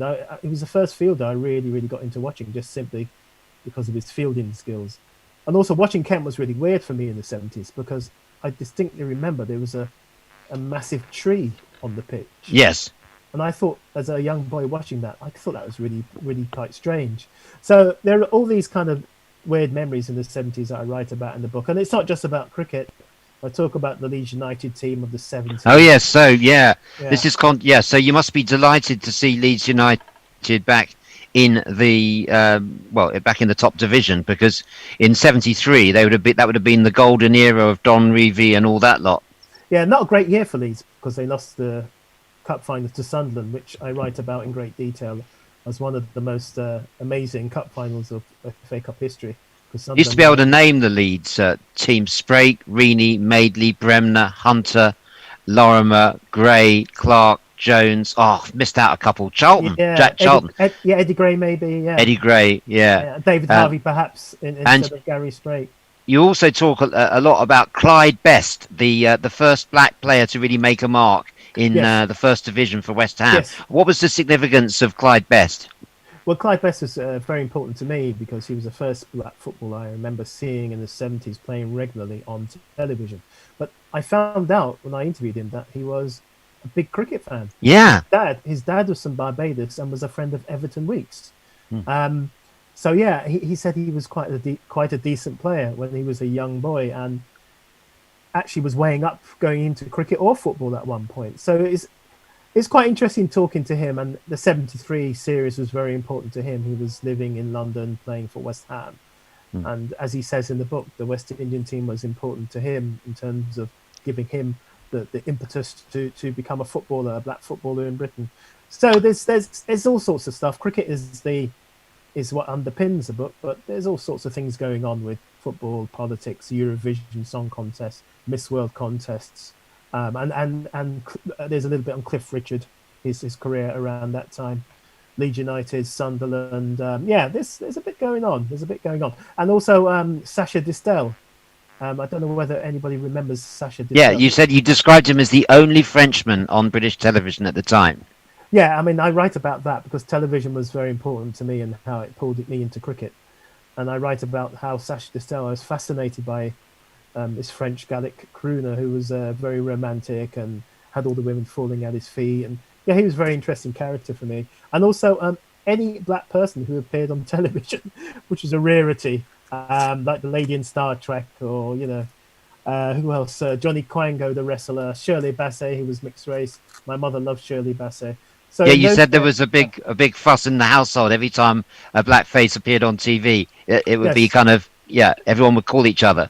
Yeah, it was a big deal. So the West Indies, in a way, were very important to us because they were a team from the West Indies of mainly African and Indian heritage, who were a non-white team doing very well. Well, from 1973 onwards, anyway. So just to complete the story of '73, Colin, 2-0 victory to West Indies. The end of the line for Ray Illingworth as captain of England. Jeff Boycott took it did for him for a while as well. He pulled out for quite a long period. Who were the main people who inflicted the damage? Who were the star players for West Indies during that 3-test series? I suppose you got to pick Keith Boyce. Who got most of the Test wickets. Of course, he played at Essex for many years. Quick bowler who could hit very aggressively at sort of 6 to 7, and apparently never bowled faster. Keith Fletcher said you quote him in the book as saying he never saw Keith Boyce bowl as fast. It reminded me a bit of Jofra Archer, who's never bowled as quickly as he did in that Test match against Australia last year. Sussex never saw him bowl that fast. Essex never saw Keith Boyce bowl as quickly as he did when he spearheaded the West Indies attack on that tour. He was magnificent. The other personal story is that he went to the same school as my father in Barbados, so there was a bit of a connection there. And the first time I went to watch the county match was at Surrey when they were playing Essex, and we went just to see Keith Boyce. Although obviously in the English summer it was raining, so there wasn't much cricket.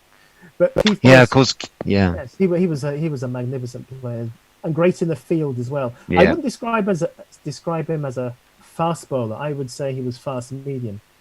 Perhaps during that tour, he definitely displayed quick bowler credentials. But yeah, he was a fantastic player, Keith Boyce. Yeah, died tragically young at 52, but he's still remembered. When I was in the Caribbean this time last year, they play the Keith Boyce Trophy. It takes place in a corner of Barbados amongst all the teams down there, and his widow, the first wife, is there who organises the tournament, and so his name is still very much remembered. Roy Fredericks, big century in one of the Test matches, used to fall over when he played that incredible leg side shot. He was known for falling over at the same time as playing the shot. Yeah, Roy Fredericks scored a century in the second Test at Edgbaston, and I was in the British Library reading about that series and reading about that Test, and he got a bit of stick from a couple of English papers because he batted so slowly, which is a bit unfair. He wasn't displaying typical cricket credentials, but he did his job, held up and then scored runs and helped West Indies to avoid defeat. But yeah, again, another Guyanese cricketer who was one of the original 5 or 6 that were picked for that series. Just want to say one other thing about the book. It wasn't, as I said, just about the players. Quite a few fans or supporters who were at the matches I managed to track down, and they had their say about the bomb scare at Lord's and all the other events that took place. And also I spoke to Dickie Bird, and he had his say on the bomb scare at Lord's, and also the fact that 1973 was his debut Test year. And of course, you mentioned a bit of music in there. You mentioned the Wailers. There's a little interview with the Wailers who made their first appearance on British television on the Old Grey Whistle Test 1973, playing a set that really blew everyone away. It was the first time people had heard Bob Marley and the Wailers, and of course they signed with Chris Blackwell in that year. That's correct. And Bob Harris, or Whispering Bob Harris, said that was one of the most amazing Whistle Test performances he'd ever seen. As some of you, again of a certain age, would remember, Bob Harris was the presenter of the Old Grey Whistle Test. Well, indeed, I heard him on Radio 2, or Radio 4, something at the weekend. He's still broadcasting. Still going strong. Yeah, no, I thoroughly enjoyed that. I've been speed reading this. It's a great read. You get the potted history of West Indies cricket. You get a fantastic, vivid recall of 1973, not just the cricket, but everything around it. Just to ask you, in conclusion, Colin, I'll hold the book up, 1973 and Me by Colin Babb. Another great cricket book just released. Just to ask you about bring the story up to date. If you got all those West Indians playing in England at that time, now not so many. Lonsdale Skinner, one of the guys you mentioned in the book, has just started an initiative with Ebony Rains for Brent Surrey to get more African Caribbean, I think is the phrase now, into playing cricket. Are you pleased to see that, and what else can be done? Yeah, I'd just like to give a mention to the African Caribbean Cricket Association. Lonsdale is involved in that organisation, and I promise to give them a shout. And they do a lot of hard, difficult work, so I'll give them a quick shout there. Well, God, I think it's a real struggle because there are a lot of reasons why people of Caribbean descent in this country don't play cricket. Yeah, it's very, very difficult to capture the imagination. I think it's difficult for people across the whole spectrum. I think cricket's a sport which is finding it difficult to compete with football and other sports on the journey. Yeah, it's probably a question, Colin, that I shouldn't have thrown at you right at the end of lunch because it's a longer story. But I want to thank you for coming on today and for giving that background to a fantastically entertaining book. I've loved this. 1973 and Me by Colin Babb. Thanks very much, Colin, for joining us on Guerrilla Cricket. We're in for a fascinating afternoon session.